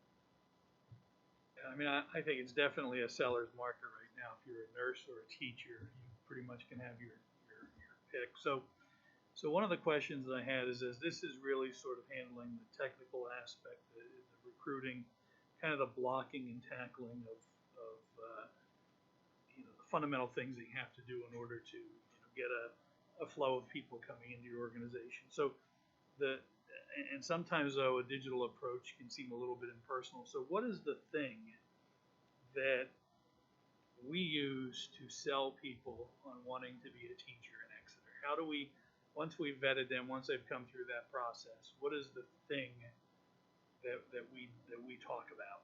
Well, I'll let Dr. Haller answer that because she's really, I think, perfected that at this point. So I go back to the good old-fashioned phone call. I call people personally. I think sometimes people are surprised that the HR director is calling people personally. Oftentimes, depending on the high priority of the job, I will call and schedule the interviews myself. So that way I can introduce myself and talk to them a little bit about the district. And what I'm finding is that other districts perhaps aren't doing that. They are leaving that to a secretary. And I think that personal touch of that you've applied to Exeter and this is the HR director and we're interested in you coming to interview with us and thanking them for the time that it takes to apply, I do think that has been helpful and has gone a long way. We've been relatively successful in getting positions filled as quickly as we possibly can. The main holdup for us is if the person is currently employed, which is obviously a good sign because they're doing a good job somewhere else, is that districts are in the same boat as we are and they're holding their employees 60 days, which they absolutely have every right to do. But I do think it's important to reach out to people and let them know that what a great community Exeter is and that you want to work here be a part of our staff. I would also add to that, more and more we are relying on referrals, especially in administrative positions. You know, if you know somebody that you worked with in a prior district, that's become really important. The network of our employees with other employees to talk about why they work at Exeter and why it would be a great place for them to work as well. I think Dr. Haller really nailed it, that it is, you want to have this technological component for the professionalism and the ease, and that's what people are accustomed to, but adding that the personal touch, I think she's really done a terrific job with. And I don't want to underestimate the personal touch, because I do think that that's critical. So when it comes to sort of looking at features and benefits of the role, you know, again, lots of organizations are doing sign-on bonuses, retention bonuses, finders bonuses, you know, you name it. Do we know sort of what criteria people are using in selecting jobs? Are they all looking for are they looking for money? Are they looking for culture? Are they looking for future opportunity? What's driving that? I'll start and I'll let Dr. Haller finish. I think it really depends on the role in a lot of cases. I think one of the primary motivators for people in a competitive job market is to work in the district in which they live, especially if they have children. Being able to go to your child's sporting event immediately after work, or the ease of childcare, or go to your child's play. A lot of the staff that we've seen leave Exeter have left to go to their home district, and a lot of employees that have come to us from other districts have come to us because they live in Exeter. So I think in terms of both commuting time and connection to your community, and again, it's particularly if you have children, that's a huge selling point. The other thing that, you know, we're seeing and hearing in terms of being in an era for the first time where teachers really are leaving mid-career and going other places because the job market is, you know, the pipeline of teachers just isn't there, is, you know, being competitive at STEP, which is like their years of experience, with districts that we're likely to recruit from. Other positions, for instance, like bus drivers, being able to say to someone that we'll train you to get your CDL, you know, that's a big driver versus you have to have your CDL when you come to the table. When you're looking at executive positions and administrative positions, oftentimes that is pay-based, that's benefits-based, that's the reputation of the board, the organization, etc. So I don't think there's a singular answer. I think it really varies to some extent by employee group. Dr. Haller, I don't know if you want to expand on that. I would agree with that. A number of individuals we've hired this year are residents, and they were very excited to be able to work in the district where they live, where their kids go to school. 3 of our last hires are Exeter residents, and we were thrilled that they would want to come here and work in our school district. As far as some other ideas, yes, there are places that are doing signing bonuses, especially for support staff type of positions. Bus drivers is one of the positions that they're very difficult to fill, and it's very competitive. And recently, it seems as though, in addition to signing bonuses, because the job market is so tight for teachers, there's actually some murmurs of retention bonuses, where if you stay for the year, then you will you receive a certain amount of money throughout the course of the year. And then all of that, of course, is, you know, up to the board as to how you would want to proceed with us looking into something like that. Is there anything else, anything unique that other districts, maybe not in Berks County, but that they're doing to try to you know, head this off? Because you know, again, part of where I'm going is I'm looking at, you know, if it continues to be the crisis that it is, do you have to step back and look at class size? Do you have to look at some of those other things that can diminish our ability to actually be effective in the classroom? And I'm just wondering if that's. Yeah, absolutely. I think the challenge in public education versus in the private sector is that most of our positions are bound by labor negotiations and contractual agreements. And so there, in a private business, you may be able to say, tomorrow we're going to throw $5,000 out, and that's a little trickier in public schools. So I'm not aware. I do think Reading is doing is for that retention piece. I mean, I think there are things like that happening. Honestly, the long-term issue for Exeter as well as everywhere, I think it's got to be handled legislatively. I think if somehow the state doesn't actively step in, the number of teachers coming out of schools of education is so small that it is a problem that I think actually needs legislative work. The other thing that Dr. Flam and I and Dr. Haller have been talking about is this idea of trying to grow your own teachers. There's a really interesting model that the University of Pittsburgh has with Pittsburgh Public Schools, where students who want to go into education basically do dual enrollment in their 11th and 12th grade year as education majors with the University of Pittsburgh. They graduate from their high school with half of their college done for free. And then when they come back to student teach, they come back to the Pittsburgh Public Schools to student teach, and they're pretty much immediately hired. So I think we're going to have to look at those types of more creative mechanisms to grow teachers and get them through the pipeline more quickly and into districts. So I think there's a lot of challenges for all districts across the nation, in the coming years. This challenge across all educational spectrums, so not just public education, but private or Catholic education or cyber charter schools. Are we seeing that across the board? To be perfectly honest, Mr. Trina, I'm not familiar with what's happening in parochial schools or what's happening in cyber charter schools. I'm primarily familiar with what's happening in public education across the country, but I don't think it's a leap to say, again, when we were talking to the doctors today about how stretched thin hospitals are for nurses and those sorts of things, that this concept of the Great Resignation, if the Dunkin' Donuts isn't open, restaurants and stores are, there's really just a problem with getting employees. But I think in education, it's particularly a challenge, and this is where maybe parochial private schools have an advantage.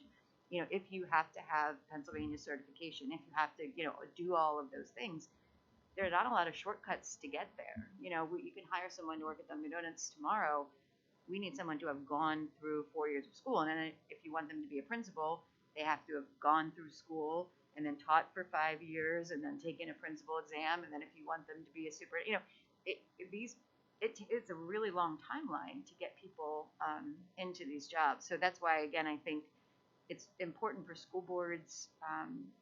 And I know Dr. Hemberger has been active in, speaking with, and others of you as well, speaking with representatives, speaking with senators. But I think the state of Pennsylvania needs to really think about how it's incentivizing young people to get into schools of education and become teachers, because this is not going to be a crisis that ends with the pandemic, because they're just not in the pipeline. It's going to be a problem for a decade, I would say, at least.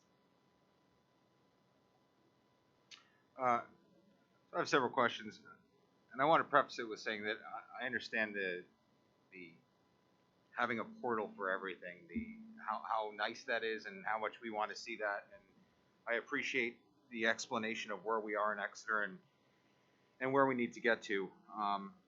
My concern is around the dollars that Frontline is proposed here.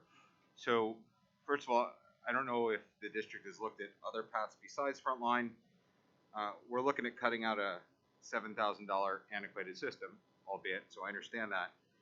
But Frontline is offering a $31,000 a year first year, and then a 55% of that additionally as a startup fee. And then on top of that, they're asking for, we're looking at a 3-year contract, and they're asking for a 5% increase year over year, which is much higher than the average taxpayer gets as an increase.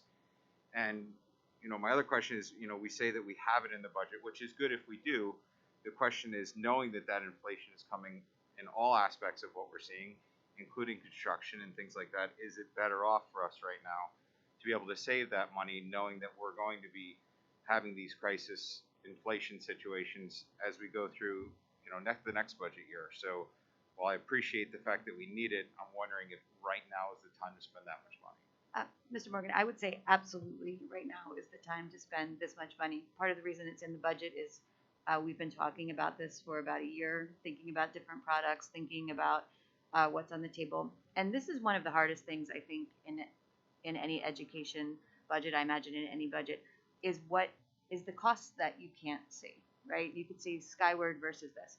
But right now, the way the application process runs through Skyward, it's so poor that when we have candidates for principal, things like that, that I'm going to be on the interview process, somebody, my secretary, the HR secretary, literally prints a hard copy of every single application for me because it's so difficult to navigate in Skyward. So that's somebody's time. And then I'm literally sitting there as a superintendent going through all of these paper applications. I can't sort them by certain criteria, etc. Dr. Haller is doing the same thing. So the amount of manpower, and we all, if you, multiplied out our salaries by the hour that we would save by having a tool like this versus the time it takes Mr. Way or the time, I think, again, it's hard to quantify in terms of you just see one price tag and you see another. And, Dr. Haller, Ms. Frank, please weigh in on this. I really think we're actually going to save money in terms of the salaries that a number of us get paid, that we could be devoting our time and energy to other things that right now we're wasting because we don't have an effective tool. And Exeter is way behind in adopting something like this. I would say most districts went to this particular product or something similar, but for the majority, I think this 5, 10 years ago. I mean, we really have wasted a lot of people's time and energy. I'm not sure that we've had the best candidate pools. I'm not sure our employees have had they have a good experience in terms of, their benefits and those sorts of things. We're so fortunate to have Ms. Skornovaki. I mean, she works so hard and she's such a wonderful person and she connects everybody with what they need, but it doesn't need to be that hard. And I think we are spending a lot of money on hourly wages that could be put to much better use to use a system that doesn't work. Dr. Haller? Yeah, when I first took this position, obviously I was already familiar with Skyward as a building principal because I used the elements from the student side, but also as a building principal, you use the HR side because of Fast Track and also approving employee time off. Of the two systems, having been familiar with ASAP from the My Learning Plan side as well as the the substitute teacher side, ASAP is a much better product to use. It's just easier to navigate. There's a lot of issues with using Skyward. You never can seem to replicate the same report. It's very problematic. As Dr. Miner said, just simply sorting through candidates, every piece of information, their resume, their letter, their clearances, their everything is separate attachments in Skyward. So when I print out an application packet, because I go through their resume, I read all their letters, I have to go through each applicant, print that whole packet out, and it takes a while to do that for each applicant. And sometimes when we have an elementary teaching position over the summer, we had over 100 applicants, and people take time to apply to us, and we should be going through those. So it hasn't been efficient, and it's difficult for our staff to navigate. The implementation cost of $17,000 is a large amount, but that cost is also to help transfer over what's currently, correct, Joe, currently in our Skyward system, as well as it's inclusive of the training that we're all going to be going through, and then building what we need for it to be in Exeter. So this is going to be months of work for HR and IT to be working with ASAP to make sure that while it's a product, it becomes the product that we want, that we need, that best meets the needs of Exeter. And as we go through this implementation process, my plan would be to start with the employee recruiting. As soon as that module is online, we're going to take that online and use that so within the first month, we'll probably have that module in place. Then we'll work on all of the forms, which will probably take a lengthy amount of time. While we're doing that, we'll also be planning what the time and attendance will look like to be live in the fall. So, I think we're going to be using some of the products. The implementation cost is their standard engineering cost. They waived, the proration, which they were talking about. I'm sure there really wouldn't be a proration, but that was the discussion, that we'll waive the proration so that you can implement the product, use it as soon as you have it online until July 1st, and then pay the first yearly installment on July 1st. So there were some discounts, of course, which, sure, 10% here, 25% there, but the rate that we see is, probably the typical rate for what it will cost to implement. From my perspective as the IT director, I sit in on interviews, I hire people, and the process is very cumbersome and very time-consuming, wasteful, paper here, paper there. A lot of people spend time saying, hey, let's build an electronic system where we can have a Google Doc and we can share and come up with a scoring rating, all this stuff. And it's fine, but we spend a lot of time spinning wheels doing that stuff, and it's great, and it's innovative, but those are tools that we should have already. And Dr. Miner said we're coming from behind, and when people apply here and they see that, and they go to Dr. Holler's office and they see the mounds and rows of papers on the floor of all the packets of all of the candidates, Dr. Haller could be at home and she could just log into the portal and she could see everyone and have one packet for everyone digitally with everything in there. She could see the scoring rubrics for the applicants. She could see the interview questions, and everything would be in one spot, and it really would save a lot of time. Once we hire a candidate, communicating to all the stakeholders, like my department, when they're starting, what classes they're teaching, all of those details, who they're replacing, just getting that stuff in place and communicating with the personnel action form. So again, on top of having Skyward and on top of having paper, we have email forms that we use to send information around. So there's lots of, I think, Mike, you were talking a little bit about opting in and maybe data security. In our situation, the paper is really the most dangerous kind of format we could have for this, because it's really not secure at all. We've got piles and piles of forms, and sometimes they have social security numbers on the applications.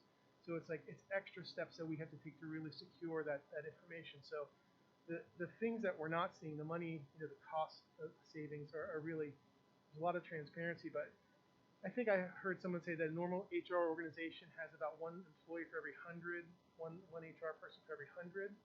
We have 3 right now. Right now we're down, we're down 1 at this point. So having the right tools will really help them to be very much more efficient in doing their jobs.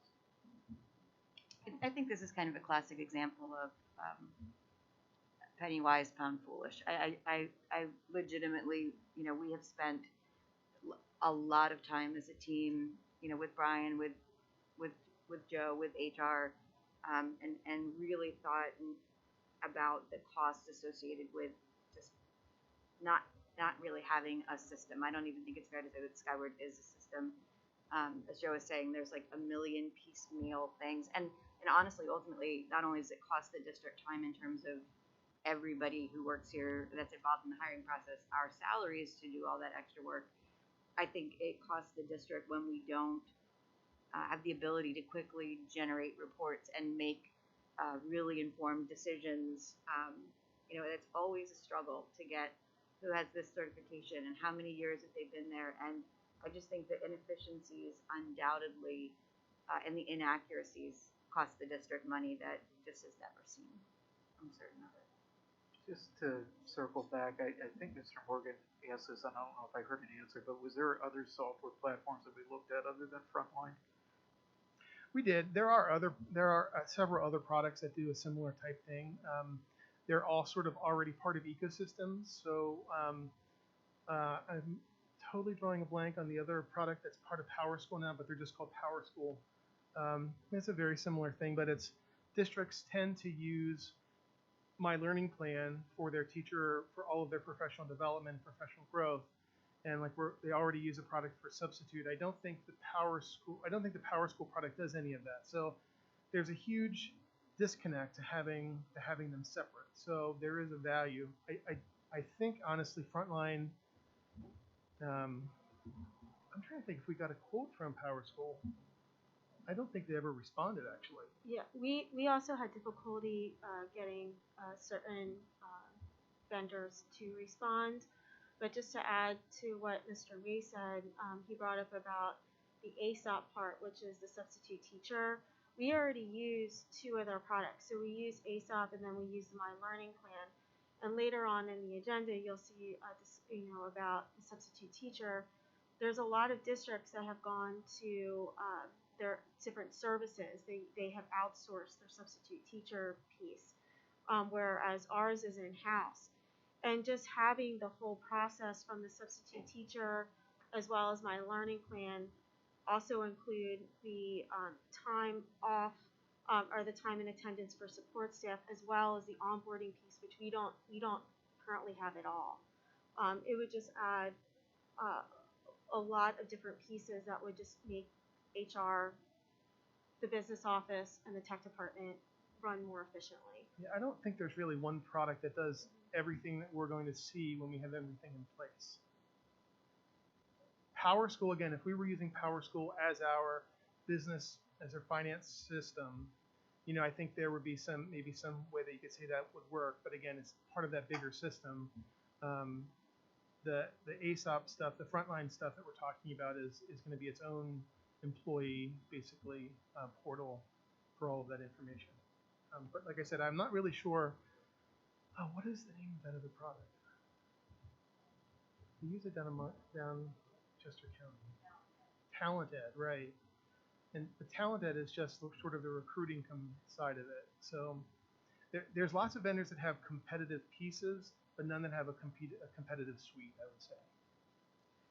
With the quote that we have here, it has the 2 bundles, the recruiting, the hiring, and the time and attendance bundled together. Is there a way of seeing a quote where it's just the recruiting and hiring separated from that? Initially, we had that, and I mean, I certainly could do that. There is a benefit to getting 3. They have like a 1 application price, a 2 application price, and a 3 application price. I can. Yeah, if you could, I'd be curious to see what Sure. that is. Thank you. Yep. I have a couple of questions. I guess to Dr. Miner and Dr. Haller, have we heard from any candidates who said, I'm out of here because of the stacks of paper and the inefficiencies? No, the paper piece is on our side, but it's not uncommon for us to receive calls from candidates because they're having difficulty trying to navigate just applying to the district using Skyward. Jen Breton, I can't remember exactly what she said, but when someone goes onto a website, within a matter of like so many seconds of clicking, they decide if they're going to stick with it or if they're going to leave the site. And if you go on Exeter's website, while it's at this point it's beautiful and it's all cleaned up. If you go to employment to try and apply for a job, you'll see that trying to apply through Skyward is challenging. I would add it's particularly challenging for support staff. In fact, Dr. Haller, wasn't there a point where you were just saying to people, just email me because custodians, that sort of thing, just couldn't even, it's so designed for teachers in particular, and we don't want anyone to be deterred to apply because they can't navigate the site. So whenever someone calls and there's a struggle, oftentimes Cindy Fox, the HR secretary, or Diane, we would walk them through it, or we would just have them email us whatever the information is, and then we would upload it ourselves into the system. Because again, we don't want to turn away a candidate for applying for a position. Good, thank you. And Dr. Miner, you mentioned a few minutes ago reputation. Are you aware of any candidates who looked at our U.S. News and World Report profile and said, you know what, I can do better than this? Mr. Fiddler, I'm not. I mean, unfortunately, we never really have a sense of when a candidate doesn't apply, what turned them away, why they didn't apply. But again, I think I would compare. We've all probably been on got an email about a product, and we're like, oh, that's interesting, and then we kind of went into it and it was like, oh, this is just too hard to buy, and you move on. I just think, again, we need employees to be applying in every single level of this organization. And the cost of not having an employee, the cost when we don't have a sub to kids, missing their special, the cost when we don't have a bus driver to not being able, I mean, the cost of not having employees is really, really high. And I think, to have a factor that's a deterrent be, it's just too hard to apply, I think is really a downside. I do think, though, Ms. Fiddler, to your point, ultimately, and I think this is a Mr. Japina quote, but I remember being over in Awatin, I think last fall, and talking about my goals from last year and my entry plan and the idea of branding, that we were going to decide what the logo was and that we were going to make the website look like a professional website. And Mr. Capita said, we also have to talk about the brand, right? It's like the branding, right? So I think we look a lot better. The boardroom doesn't have stoves in it anymore. The website, looks like a really professional website. Jen has done a beautiful job with that. I think having something like this application, it looks better. But I think to your point, it's also building the brand. I think as our scores go up on U.S. News and World Report, for a lot of people, they want to be a part of something that they feel is getting better and growing and doing those things. So it's hard to quantify, but I think we all know it's there. It is the branding and the brand. And I think we are, our team has done an outstanding job. And again, I was with people at all levels of this organization through, what is unquestionably the most difficult 2 years in, the history of education, maybe, continuing to build that brand and then have the branding that does it justice. So I think your point is well taken, that there's all this brand work that we need to continue to do, but I think we're moving that needle, and I think we're moving the branding needle, and I think, the things that we've done in the past to save $1 here and to save $1 there, they have costs that aren't clear. And I'll give another example. It seems maybe completely unrelated, but our teachers for a number of years were told that they could not buy, through the bid, like a celebration pencil, like a happy birthday pencil or a good job pencil, that you could only get yellow pencils, because they cost a fraction of a cent less. Well, that might seem dumb. A pencil is a pencil. But if you're a first grader and it's your birthday, that's a big deal. If you're a second grader and behaving is a challenge for you, and you look down and you see your good job pencil, and that's a big deal to you. So that's not an easily quantifiable difference in terms of a budget, but that is the kind of thing that really matters. And I think there was a lot of times over the last decade where Exeter has chosen to save pennies or hundreds of dollars or thousands of dollars, but the real costs have been greater. Another example I use is, Maggie Haller is a good personal friend of mine. We met her at the board meeting the other night. I happened to be at Awatin when she lost her tooth, and she came out and had it in a baggie. And I'm like, why don't we have treasure chests? Why don't you have a necklace to put your tooth in? I mean, these are the kind of things that I know they seem like, why are we spending taxpayer monies on a treasure chest? That really matters to a kid. Losing your tooth is a really big deal. And if you feel like school is a special and safe place where you get a treasure box when you lose your tooth, those are, these investments, I know on paper it's more money than the other thing, but they're intangibles. And I think we need to be smarter about spending money on paper because it has those brand benefits for our employees, for our students. And we're having to do a lot of cleanup, I think, on things that just weren't done that way. But if we really want to push the brand forward, this is what we have to do. Thank you. Any other discussion on item F? Okay, moving on to item G, the 2022-2023 budget discussion. Mr. Fike will discuss the budget timelines. Okay, I'm just gonna read some timelines that I have on, they sent out to the departments. I actually sent them out their budget books in December. I gave them to January 14th to get major maintenance improvement requests due to Steve Biggerstaff by January 14th, personnel requests due to Dr. Miner, Dr. Holler, and myself by January 19th. Impact forms are due by the 19th also, and budgets are due back to me by the 20th of this month.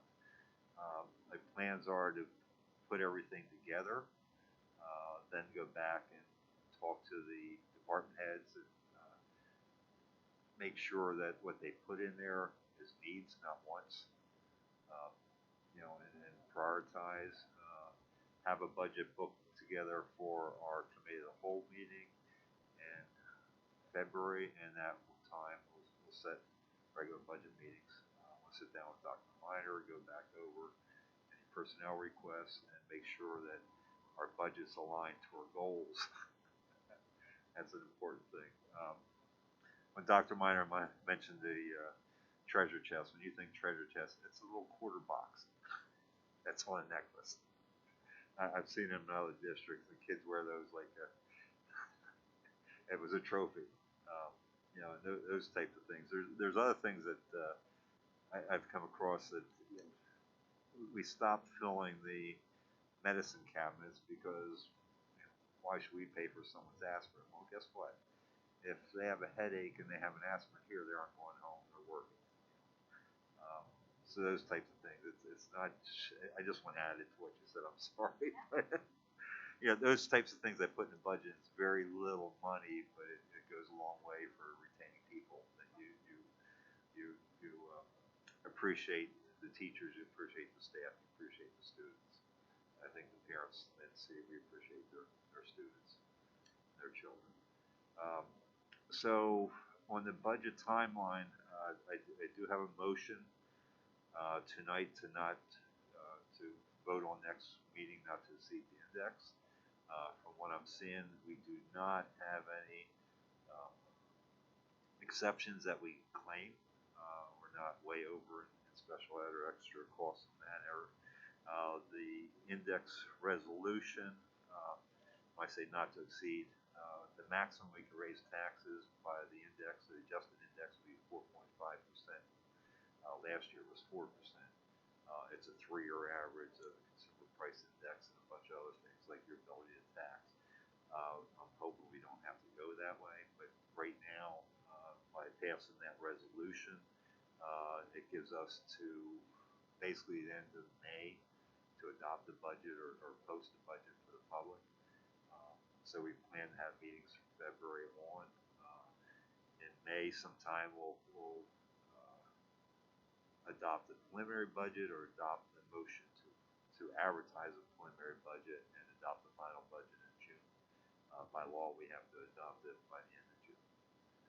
We can always reopen it if the state changes their budget. It doesn't have to adopt their budget, but Yeah, I'll just add on to what Mr. Fike said. Jumping down at item H, talking about the index resolution, I think historically this board has always tried to vote for the index, or at least bring it to the table to authorize that just in case it was needed as a safety net or something like that. That does not mean that we are entertaining or saying that we are going to raise taxes by 4.5%. And the other reason you actually have to pass that resolution. I'm not sure exact date this year, but it's 110 days prior to the primary election. Because if you don't pass this resolution, you want to go above the index, and you have to have the taxpayers vote to exceed that, and they have to know it prior to the primary election. It has to get on the ballot. So everything has a reason why you have to pass something. I think it might be the second week of February, which we don't have a voting meeting before that, so I'm asking for you to pass that in January voted meeting. Prior years, we passed it in November, December timeframe, but I didn't think that was fair with the number of new board members coming on board before, to let the new board make that decision, not the old board. I just want to make a clarification, because I think your point is really well taken, Mr. Mel, that when people see 4.5%, they might be like, oh my gosh. And I just want to clarify that the purpose of this resolution is to say that the district will not exceed that number. Theoretically, if the board didn't pass it, it would be more of an indication that we may exceed 4.5. So it's certainly not the amount, but it caps us at that. If we didn't pass the resolution, theoretically, we could be saying we're going to try to raise it 7 or 8. So I just, that people understand that it's actually capping us, not saying that that's the amount that we're going to propose for taxes. Thank you.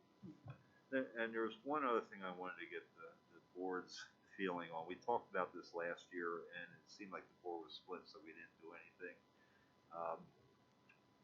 Does the board still want me to include an activity fee as a revenue item for 22-23 year?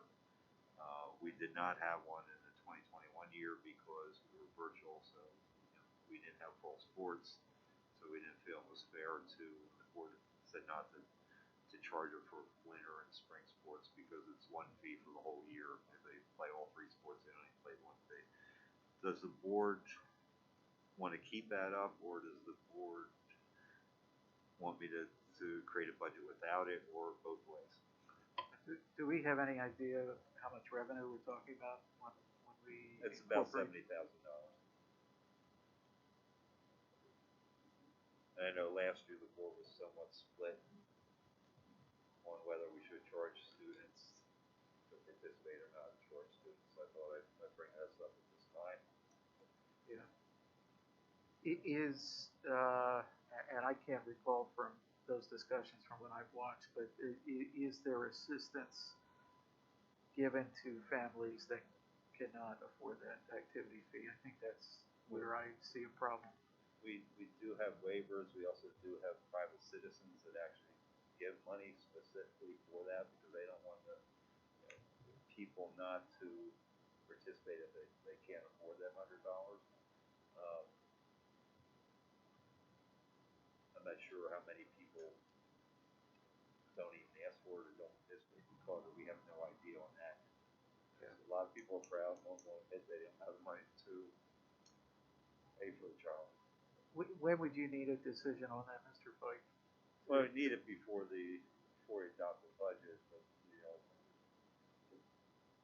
what I'd like to do is show it both ways, or at least keep it out there right now. Yeah. And I know I'm pretty sure, Mr. Japino, you were here, Mr. Fiddler, pretty much last year was close to either keep it or not to keep it, right? I'd like to see, as you just said, Mr. Pike, see it both ways. Okay. We can see the numbers and see what the impact on the final numbers are. Okay. I'm sorry, can you just clarify, because it's not hitting me right now. So we did not collect activity fee for this school year. No, the previous year we did not because we did not have But for in-person this- sports in the fall. So by not having this fall, the board waived the activity fee for the whole year because it wouldn't have been fair to charge the winter and spring people when they did not charge the fall fee. Okay. But this year we are charging that. We are charging it for this school year. Right. So you're just asking if it should be included. Yeah, because there was discussion last year whether we want to keep doing that in the future or not. And I think was it fair to the students or not fair to? And I didn't want to automatically think you'd want to keep it in there. Yeah, I mean, I think what you said about presenting it with both options, with or without, if you're able to do that. Yeah. I think that makes sense, just to see that, because I don't know if we'll probably don't have a decision quite yet. Okay.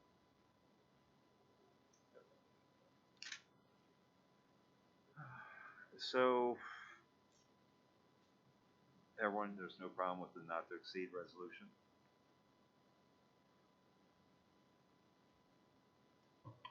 Yeah, no issues here, which is item H.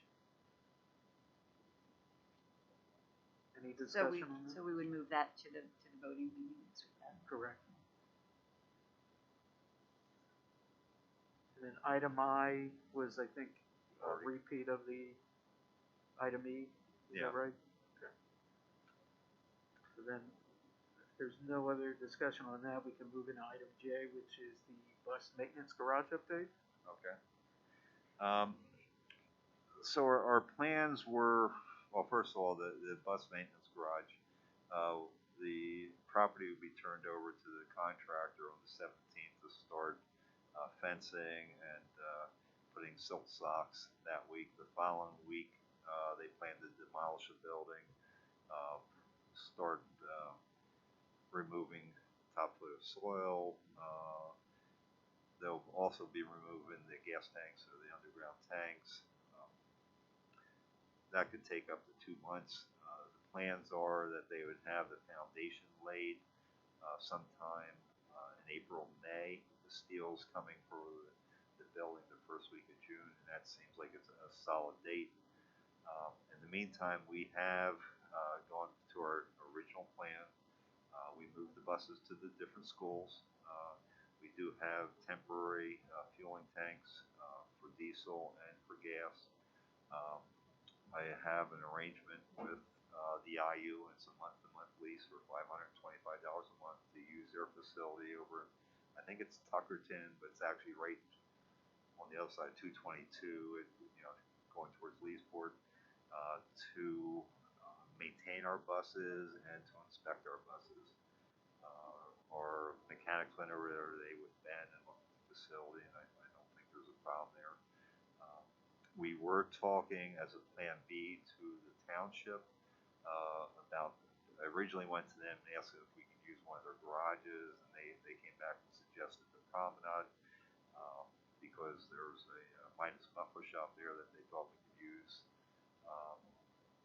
But those talks really fell apart. I went to the township last night, and they want us to pay full cost of everything, the property, including their taxes and insurance, plus a triple net. Triple net lease was thrown out last night, which I think would be not in anyone's favor. Yeah. And I tried to explain that this is same taxpayers as we have, but my estimate they're still going to come back with an offer, but they're talking maybe 30, 40, up to $60,000 that we'd be paying for them. Where I'm looking at a month-to-month lease, as long as we need it over at the IU's property for $5.25. Now, yes, it will cost us maybe $200 in fuel to move buses back and forth when they need to inspect or do maintenance, but it's a lot cheaper. The Promenade property, I think they quoted me $725 a month just for water because they have one big meter that fills that whole property, and that's what the meter charges me a month just for the water. So it's not completely dead, but Plan B doesn't look good. Yeah, and we're going back with Plan A. Yeah, I just want to compliment Brian at just even looking for these opportunities for intergovernment, relationships there, and going to bat for the district at the supervisor meeting, even though it was a bit contentious, I feel like. I think he represented the district well in that conversation. Does anyone have questions? I know there's been talk. We have some buses parked on Dunham Drive between the junior high and high school. There's been people saying, "How can you park on a public street?" But we own from Ripeton School all the way up to the baseball field. That is all private road. So the township doesn't maintain that. We do. We're actually parking the buses where they pick up in the morning or drop off in the morning and pick up in the afternoon. During snowstorms, they'll be moved into the teacher's lot while they clear that off and then put back there. We do have a temporary diesel tank below our garage. We have buses parked there. I think we have 8 or 9 buses at Awatin and several at Jackson Hall. the original plan and the future plan is to keep the vans here at Wash. We have plenty of parking there. We have temporary tank for gasoline back of our garage, which all of our vehicles, or trucks, maintenance trucks use. The tanks will go back to the Kerr Road once the above ground tanks are put in. The plans, hopefully, as we go back in there sometime early fall, they do have on the contracts that substantial completion must be done by April of 2023. But it looks like if everything comes in the way it's supposed to, we'll be back in there by fall. The only thing that might go into the following year will be the final finish coat of Cadam, because they usually like to put base coat and then wait 4 or 5 months before you put the finish coat, make sure there's no wear or settling. But most townships, and I think they agreed last, that's one thing they did agree, they would issue a temporary permit if it was just the final coat, to be put on, then we go back in. So, and any questions or? But I know there's been a lot of social media chatter about the buses being all over. Ben moved them out a week early because he didn't know what the weather was going to be for the following week. I haven't seen the social media chatter, so I guess I missed that. But do you have any just issues around the security of the buses, or just being sort of diffused around the community, just vandalism or anything like that? I mean, no, we haven't had vandalism at Kerr Road. Where they're at, they're under lights, they're under cameras. The lower lot below the tennis courts, we have a lot of buses at the high school. You have to go through the property. There's no other entrance there. It's hard to get down there. It'd be easy to see someone going through there. One thing about our community, it doesn't seem like we have any problem with that. Like at Kerr Road, there's no fencing around that property.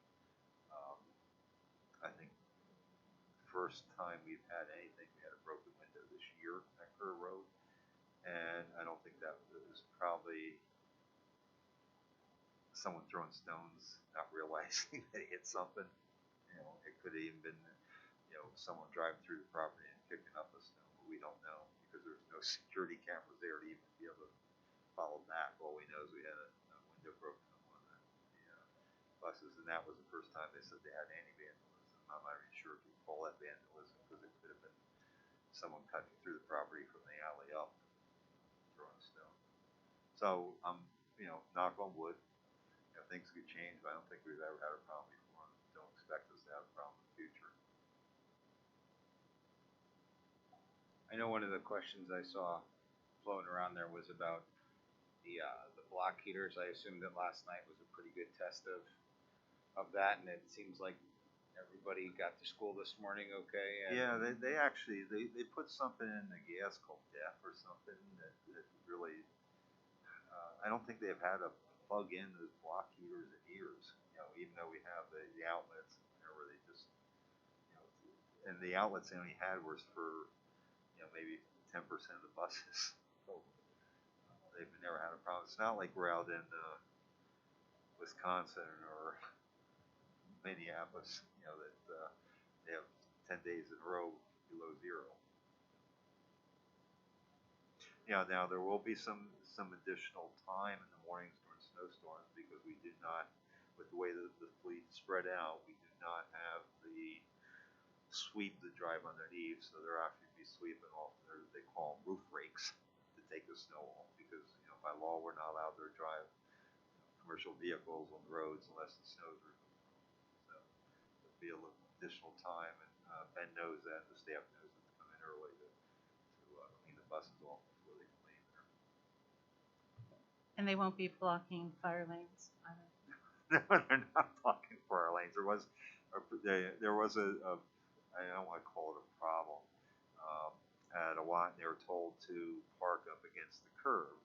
Well, they parked up against. They're actually supposed to back up against the curb, not pull up to the front curb. So there was a couple against the front curve. They still go around the back, but they were supposed to be against the back curve, which allowed the whole fire lane in the front to be used. But that's been corrected. And just to also add to that, Mr. Pike, I think you had Sergeant Bentz or Yeah, we who got a was call fire from the police marshal. department. He double checked. Yeah, we're fine. Then I just had a question about the IU facility. Yeah. Does that monthly figure, does that include maintenance, anything maintenance, or will we be sending our mechanics? Oh, our mechanics go work out there They'll work out of there? on our own buses. Yeah. Okay. And they actually gave us storage here. We will be taking certain things on our van over to our own tools and stuff because mechanics like to use their own tools, but they said we can use theirs if need be. You know, the one thing that will happen is we'll probably be using their inspection stickers because the state has this rule you can't have 2 inspection licenses at the same place. But it really doesn't matter because we both get them for free. Inspection stickers.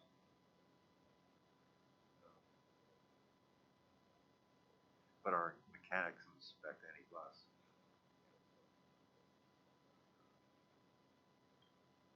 Any other discussion on item J? Okay. Moving on, item K.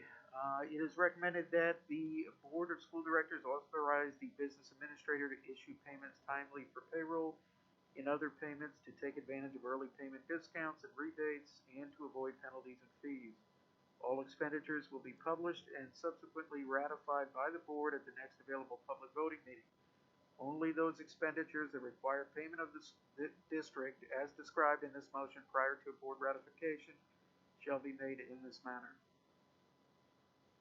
I do want to say I did throw this by Sharon Montaigne, and she verified this is a good motion. And yes, we should probably have this memorialized in our minutes.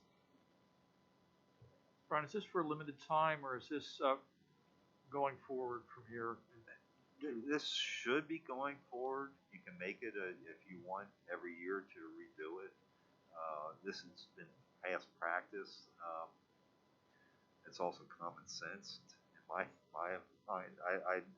I think I'd be fired if I was paying late fees every month because I waited for the board to approve paying the utility bills. But there should be something on there saying that I can do that, and then you're going to ratify those. And the board motion would reflect not board approval, but board ratification, right? Well, you'll be approving and ratifying bills each month because there's a lot of bills that this does not cover. You know, if I'm not going to avoid a late fee, then it'll go on the list of bills and be waiting. The check will go out the next day after the. I'm just saying, a lot of times boards will use the term ratify as sort of code Right. for indicating that it was already, the money was already spent. Right. And approval as sort of, kind of an understanding that this is not yet purchased. Right. It helps to clarify the action. Yeah. Yeah. I'd like to see that personally as part of our practice if we do this. Okay. Just to clarify for us Right. that this is a ratification versus an approval. Yes. And it's payroll every month. You're getting the amount every month, but that's already been incurred. We have contracts that you've already approved those contracts. So there, the law states you have to approve every payment of bills. We're not supposed to pay anything, but you've also approved the contract that says we're going to pay employees every 2 weeks and what their contract states. So it's sort of in conflict because you've already approved the contract. You said we have to pay them, but the law also says you have to approve the payment of those bills. So this covers both of those. And I think Mr. Japina brought up earlier, asked about the county controller writing up the county supervisors for a Sunshine Act violation. This is exactly what it was. They approved bills instead of ratifying them, and they didn't have a motion to allow on their books to allow the staff to pay bills, and then they'd ratify them later. You were asking, right? Any other discussion? That is it for my committee items. Thank you, Mr. Mel. Personnel Committee, Mr. Morgan. Mine's shorter than yours, Mr. Mel. We can trade. I have two things tonight. One is an informational, one is for discussion. The informational is about a job position description change. Position of supervisor of student supports is being changed to coordinator of student supports. And there was a attachment for the revised description. And I'd ask Dr. Miner if you could elaborate on that for us. Thank you. Certainly, Mr. Morgan, I'd be happy to. Last year, the board approved the position of supervisor of student supports.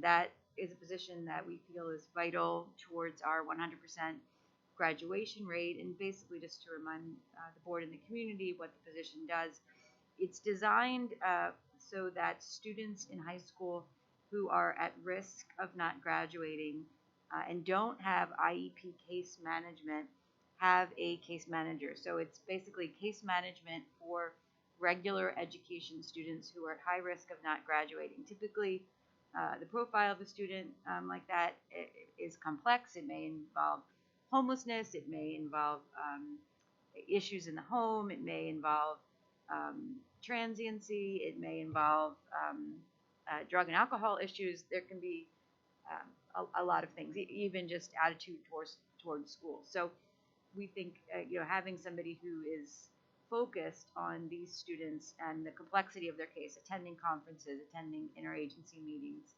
etc. Our guidance counselors do a fantastic job, but they're maxed out in their current responsibilities. Our assistant principal is the same thing. So again, we had decided that this was important, and we still believe it's important. The role had been filled by Melissa Devlin. Melissa Devlin had a variety of supervisory roles here. She supervised English language arts. She had been an assistant principal role, but she has taken a job in another district, and so now we don't need that position to be supervisory because it was never inclusive necessarily of supervising staff members. So by changing it to coordinator, it does two things. One, it opens it to a much broader array of candidates, so hopefully helps us get a great pool of people.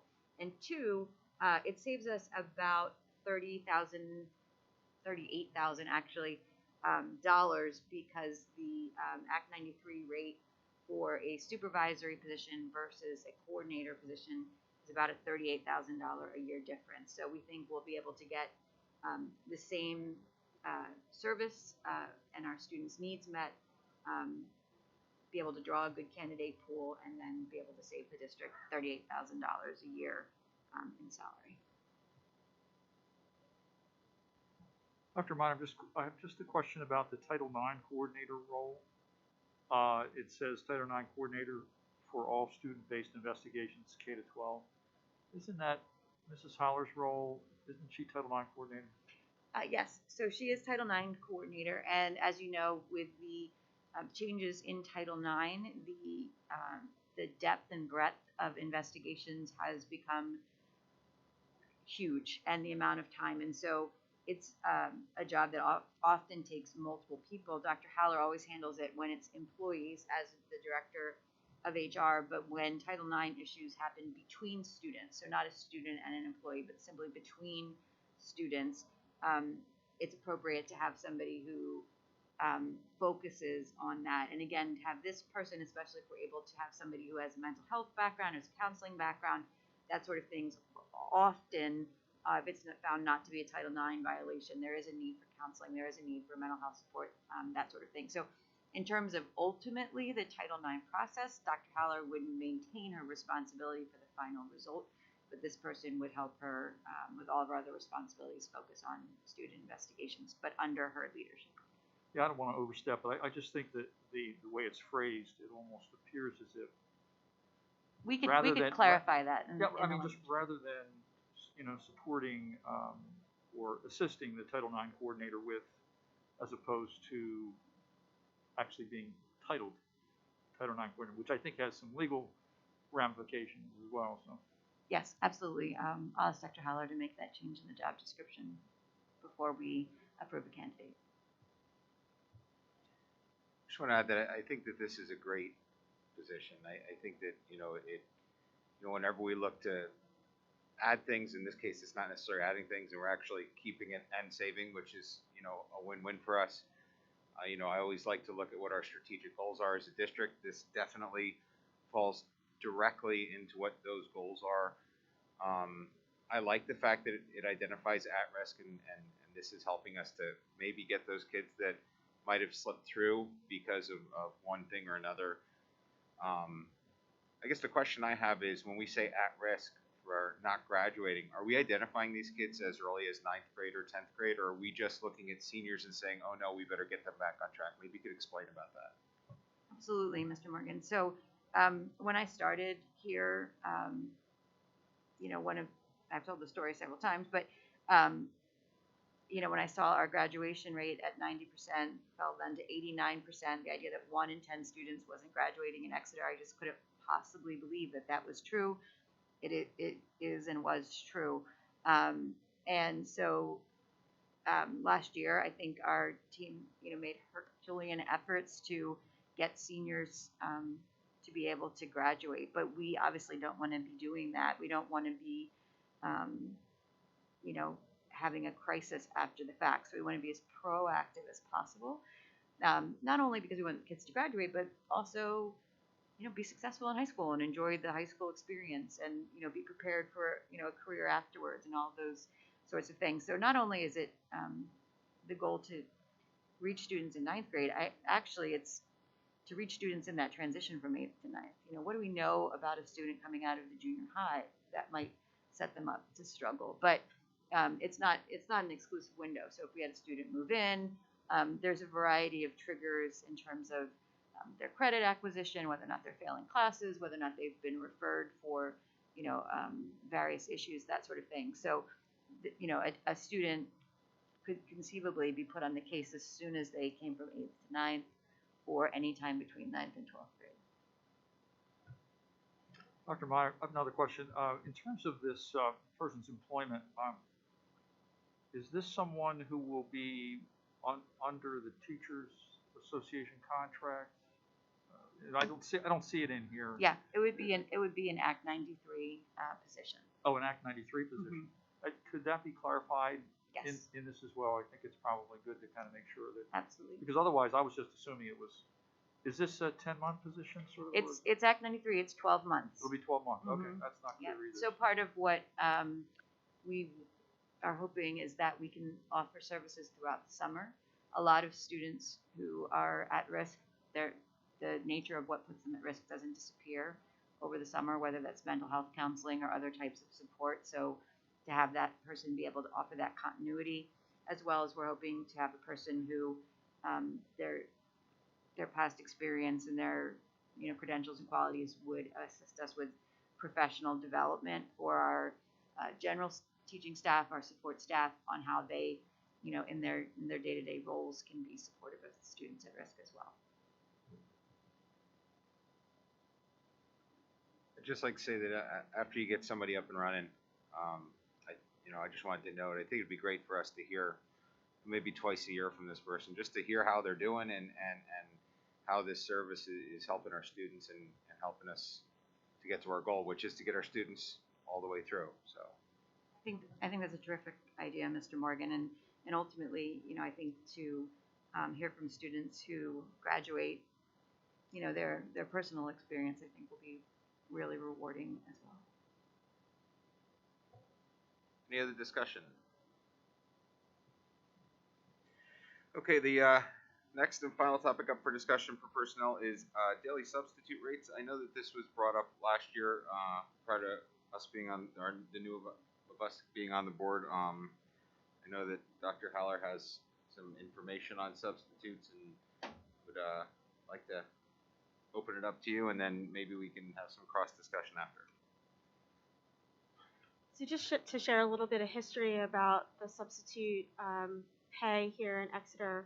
A number of years ago, the substitute pay came up before the board, and at that time, it was decided that the pay would be increased to $135 per day. After some time, there was a reevaluation of that, and the central office recommended to the board that it be dropped back down to $115 per day. I can't say for certain because of lack of data whether that 135 increased the sub rate or if it hurt our sub rate. However, what I can tell you moving forward now a number of years is that based on the research that we've done with the assistance of one of our secretaries who was quite helpful, is that a number of districts in the county have gone to different sub services. So they've outsourced their subs. So it was not possible for us to get the sub rate that they're using. There is one district currently in the county that is paying $175 a day, and that is obviously quite a bit of money. There's another district that has raised their sub rate now up to $135, which is where we were, as I said, a number of years ago. I do think because of the competitiveness of trying to attract substitutes to come to Exeter, that this is the time to reevaluate that sub rate and look to raise it from 115 to something, like I said, a little bit more competitive with the hope that we could attract more subs to work here. In speaking to one of our principals, who had come from another district, she had also mentioned to me that there were substitutes from the district she was at previously who had contacted her who would like to come to Exeter, but they just simply couldn't do that because the sub rate was substantially lower than what they were currently getting paid. So I can't promise to anyone that raising it will absolutely make sure that we have 100% fill rate day in and day out, but I do think that it could potentially attract more substitutes to sub for us, or at least be a little bit more, be loyal, because there are substitutes. If anyone here has ever been a teacher knows that when you're trying to get a job, you're going to sub wherever the job is open, where you can get a job consistently, and where you can be paid the most day in and day out. So that is the information that I have, and I'm happy to answer any questions that you may have. Christy, what's the hours worked for a sub? It's about 7 hours, 7.5 hours. So when you divide that by $115, and it's hard to compete with that when Dunkin' Donuts is paying $17. Is there a benefit to a retired Exeter teacher to be a sub in the district? So I do not recall what that number is off the top of my head, but our retired teachers are paid more. Most districts do that. They do pay more for substitutes. And that is also very helpful because Governor Wolf just signed a bill allowing certified retirees to sub more than they have been in the past. Can you explain to the board what happens in a school setting when we do not have somebody to fill an open classroom spot?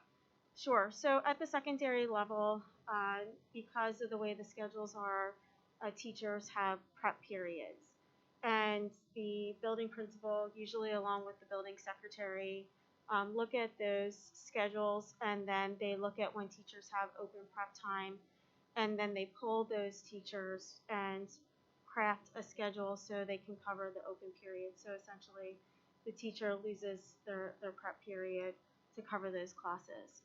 At the elementary level, it is more challenging because teachers are assigned to, the classroom teachers assigned to one class. So in order to cover the classes at the elementary level, we look to our specialists, which means that we pull our specialist teachers to cover classes, and then in turn, the children do not receive their specials, and teachers also they won't be receiving a prep because the specialist will be in the classroom. Previous to COVID, oftentimes in order at the elementary level to try and preserve a prep, we were able to split classes at Lorraine and Watton Creek because there were more classes that we were able to do that. So that way it would allow us to preserve special time for students as well as planning time for teachers. But given the current state right now, we certainly don't want to add more students to classrooms. So unfortunately, the specials are being sacrificed. At the secondary level, one of the accommodations that we've made to accommodate the lack of subs is oftentimes we will have to have students report to an auditorium where there might be more than one class in there, so we can cover more students in order to ensure that they're supervised and then they're given work on the computer, because at the secondary level we're using Schoology. So what happens, like what occurs within the child when they find out that they miss a special? Like, I mean, do they go back into a classroom? Like what happens? So so it's disappointing. I have a child that's at a Watton Creek and she's missed multiple specials. I believe today she might have missed the library, so she's very sad that she didn't get a new library book. And it's hard on the teacher because they're missing their planning period, and teachers have a lot of work to do to plan for lessons for the students. That's part of their professional responsibility. So it's not, and for the building administrator, it's also very stressful when you start checking ASAP at 4 o'clock in the morning, then 5 o'clock in the morning, and you see that you have 3 classes uncovered, now you have 6 classes uncovered, and you're trying to figure out how you're going to cover all those classes and make sure children are supervised. And the specials are like library, gym, music. Are there other Art. So the fun stuff. Yeah. Mm-hmm. Yep, you're right. That's the fun stuff. You know, geometry. Dr. Haller, you know, I seem to recall when this discussion happened last time, I was not part of the board, that I remember that there was the question asked, you know, did we see a difference in the amount of teachers or the amount of subs that were brought in by us increasing the rate? And I could be incorrect in saying this, but I thought one of the reasons that it was dropped back down was because we really didn't see that pool of substitutes increase. Clearly, we are in a different situation right now. If we were to take it to that threshold that we are aware of that 175 or even say to 180, do you think that in doing so that we would increase the amount of substitutes coming in, that we would be able to, you know, have some pressure relief for some of those specials and different things like that? So, I mean, 175 is high. And even in talking to people down in Montgomery County, I don't know that there's a lot of districts. I could be wrong, but 175 is definitely high. If you take it to 180, again, that's higher. Are we certainly going to attract people to come here? Sure. Are we going to solve the sub crisis and have 100% fill rate every day? I can't say that I could promise you that. But what I suspect will happen is that a district will come back then and raise it to 185 and then 190, and so I do think that the sub rate needs to be raised. I do think 115 is low, but I don't know that it would make sense to raise it to that 175. But it's certainly that is of course up to the board. I just want to. No, go ahead.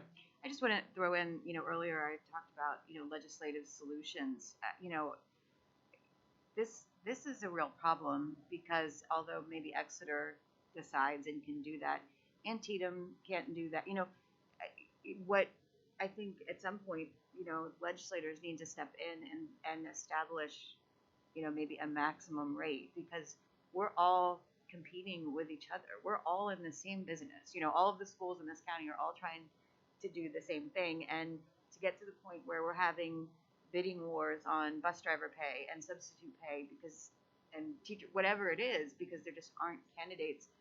You know, the richest districts are going to have substitutes, and they're going to have bus drivers, and they're going to have all of those things, and everybody's going to move to the, you know, the collar counties around Philadelphia where, you know, money is never an issue.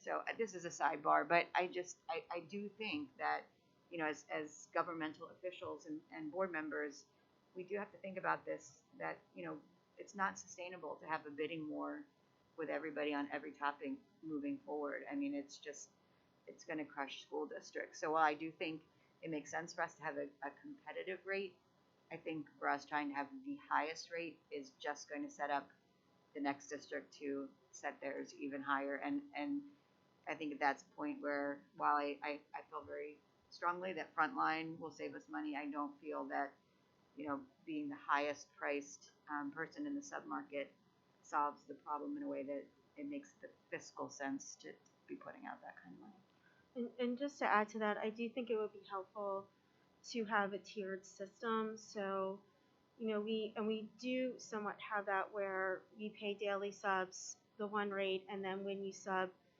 past 20 days, we pay another rate, and then we pay our retired teachers another rate.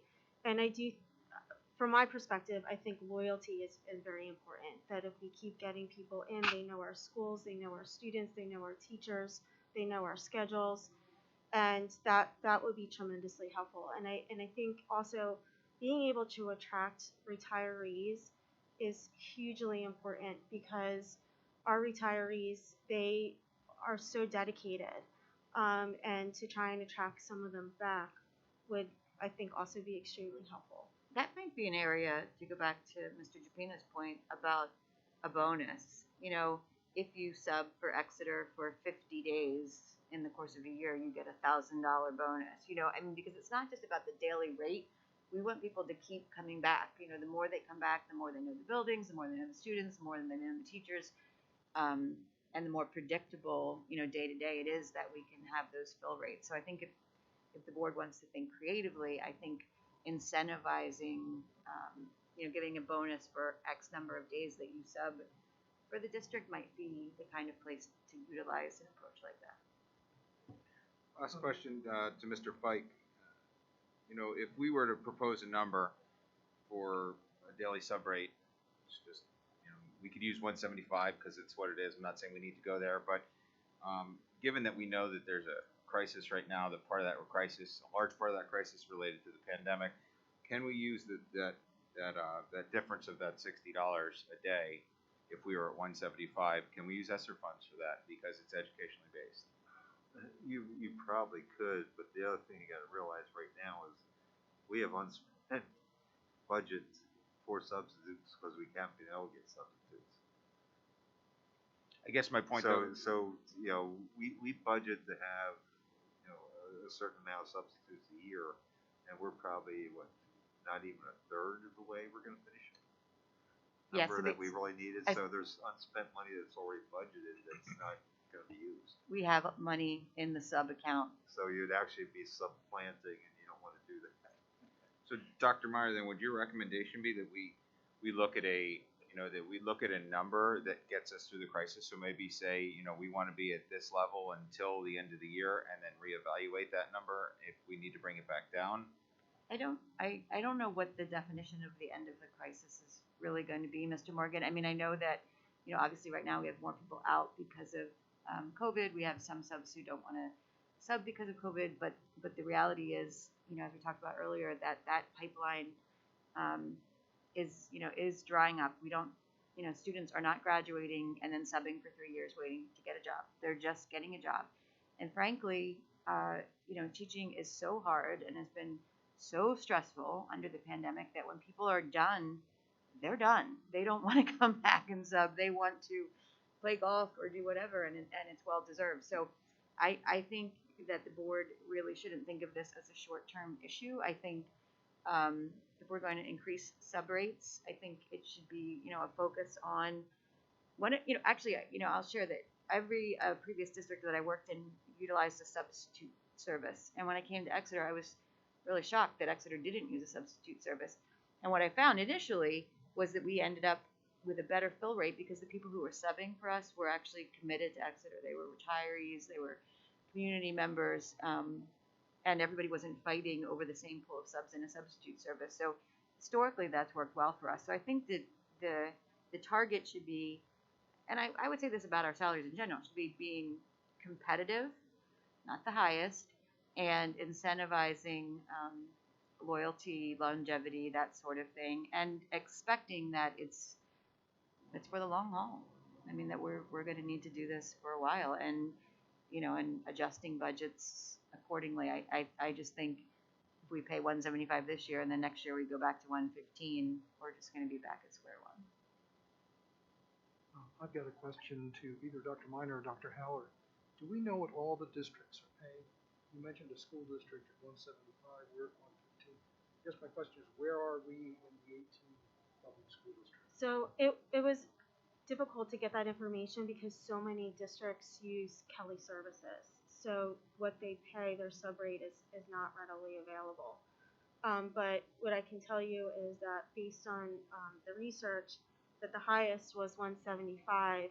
We are not the lowest. We found a district that is at $100, which is close by us. But there are districts that are hovering around 130, 135, and again have that tiered system. So I think raising it does make us more competitive and would be helpful. Would it be fair to say that we're near the bottom or not at the bottom? I think that is a fair statement to make. Thank you. Dr. Meyer, I'd ask the administration to, give us your recommendation for what you think that hourly rate should be. And Dr. Herring, I'd like to even see this get pushed to the voting meeting. I think it's a necessity. I think that one of the things that we've talked about, albeit at the pandemic task force meeting or at the emergency voting meeting that we had 2 weeks ago, or last week, however long ago, was that our goal is to keep our kids in school. And if this is one more, when we talk about mitigation efforts, there's a lot of ways you can look at mitigation efforts. One of them is making sure that we have enough educators in our school that we can keep those schools open. And if this is one more step that we can take to have enough subfills to keep the schools open, then I think it's at least worth the bringing it to the voting meeting. Mr. Morgan, Mr. Fike, and Dr. Haller and I would be more than happy to look at the numbers, do some research, and bring forward a proposal in the form of a motion next week for the board to discuss. Thank you. Any other discussion? I just have one more question. When you were doing your research, I know Dr. Keller spoke about the tiers, and I believe I read somewhere that, like she said, incentivize like working more time. Does that reset at any time? So like if I work 20 days and then there's no sub positions for me within the next 45 days, if I come back in 50 days and you have 15 more days for me, do I reset at a lower rate or do I stay at the rate I was? I don't believe so, Okay. but honestly, based on the pool of staff that substitutes we have, if you wanted to work every day, we could have you in a classroom every day. Okay. Because based on the daily reports that I send to Dr. Miner that she sends out to all of you, you can see the number of unfilled positions that we do have. So we could certainly have someone in a classroom every day. Okay. Thank you. No, I wasn't sure if it reset. I was going to answer that most schools, it's school year. So September through June. There's also a differential pay rate for a long-term substitute versus a daily substitute. Dr. Haller, do you want to just explain real quickly the difference between those two things? So when we hire a long-term substitute, they're typically in a position for, I believe it's 45 days. They also receive insurance through the school district. Of course, they could waive it if they didn't want it. But they're hired at $40,000. And then that is basically divided among the days that they're with us. That's what we typically do for. It's prorated. It's an annual. It's prorated. And they have to be, in order to be a long-term sub, because I imagine if I was on the board, my next question would be, well, why don't you make everybody a long-term sub and have them work for 180 days? They actually have to be substituting for an individual in order to be considered a long-term sub. So they have to be for a person who's on maternity or something like that.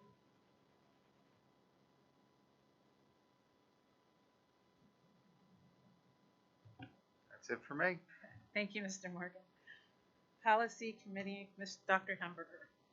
Thanks, Dr. Herring. What you'll see on the agenda are three policies that we've already had some discussion on. These are up for second reading at our next voting meeting.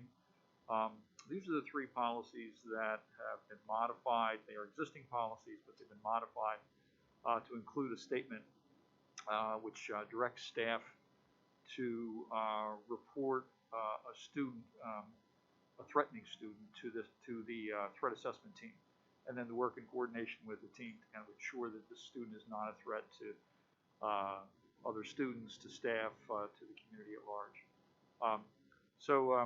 Again, these were discussed during the first reading discussion, last committee of the whole. Certainly, we can have discussions on these if you care to, but simple revisions to existing policies. Are there any questions? Thanks, Dr. Herring. That's all for my report. Thank you. At this point, we would be moving to public comment, but I don't have anyone signed up. Is there anyone in the public that would like to make a statement or comment? Okay. So we will then be moving on to what we'll be putting on the agenda.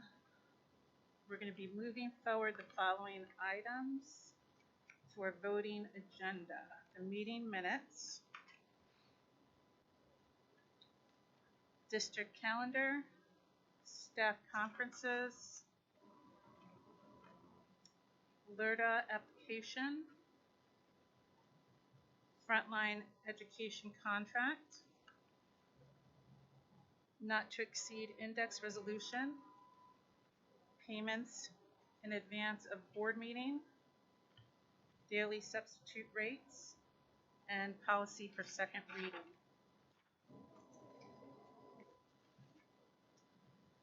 Are there any board members that would like to be heard at this time? If not, then that would conclude our January Committee of a Whole meeting. We'll be back Tuesday, January 18th for our voting meeting. The board will be meeting tonight in executive session to discuss personnel matters. And thank you. Have a good night.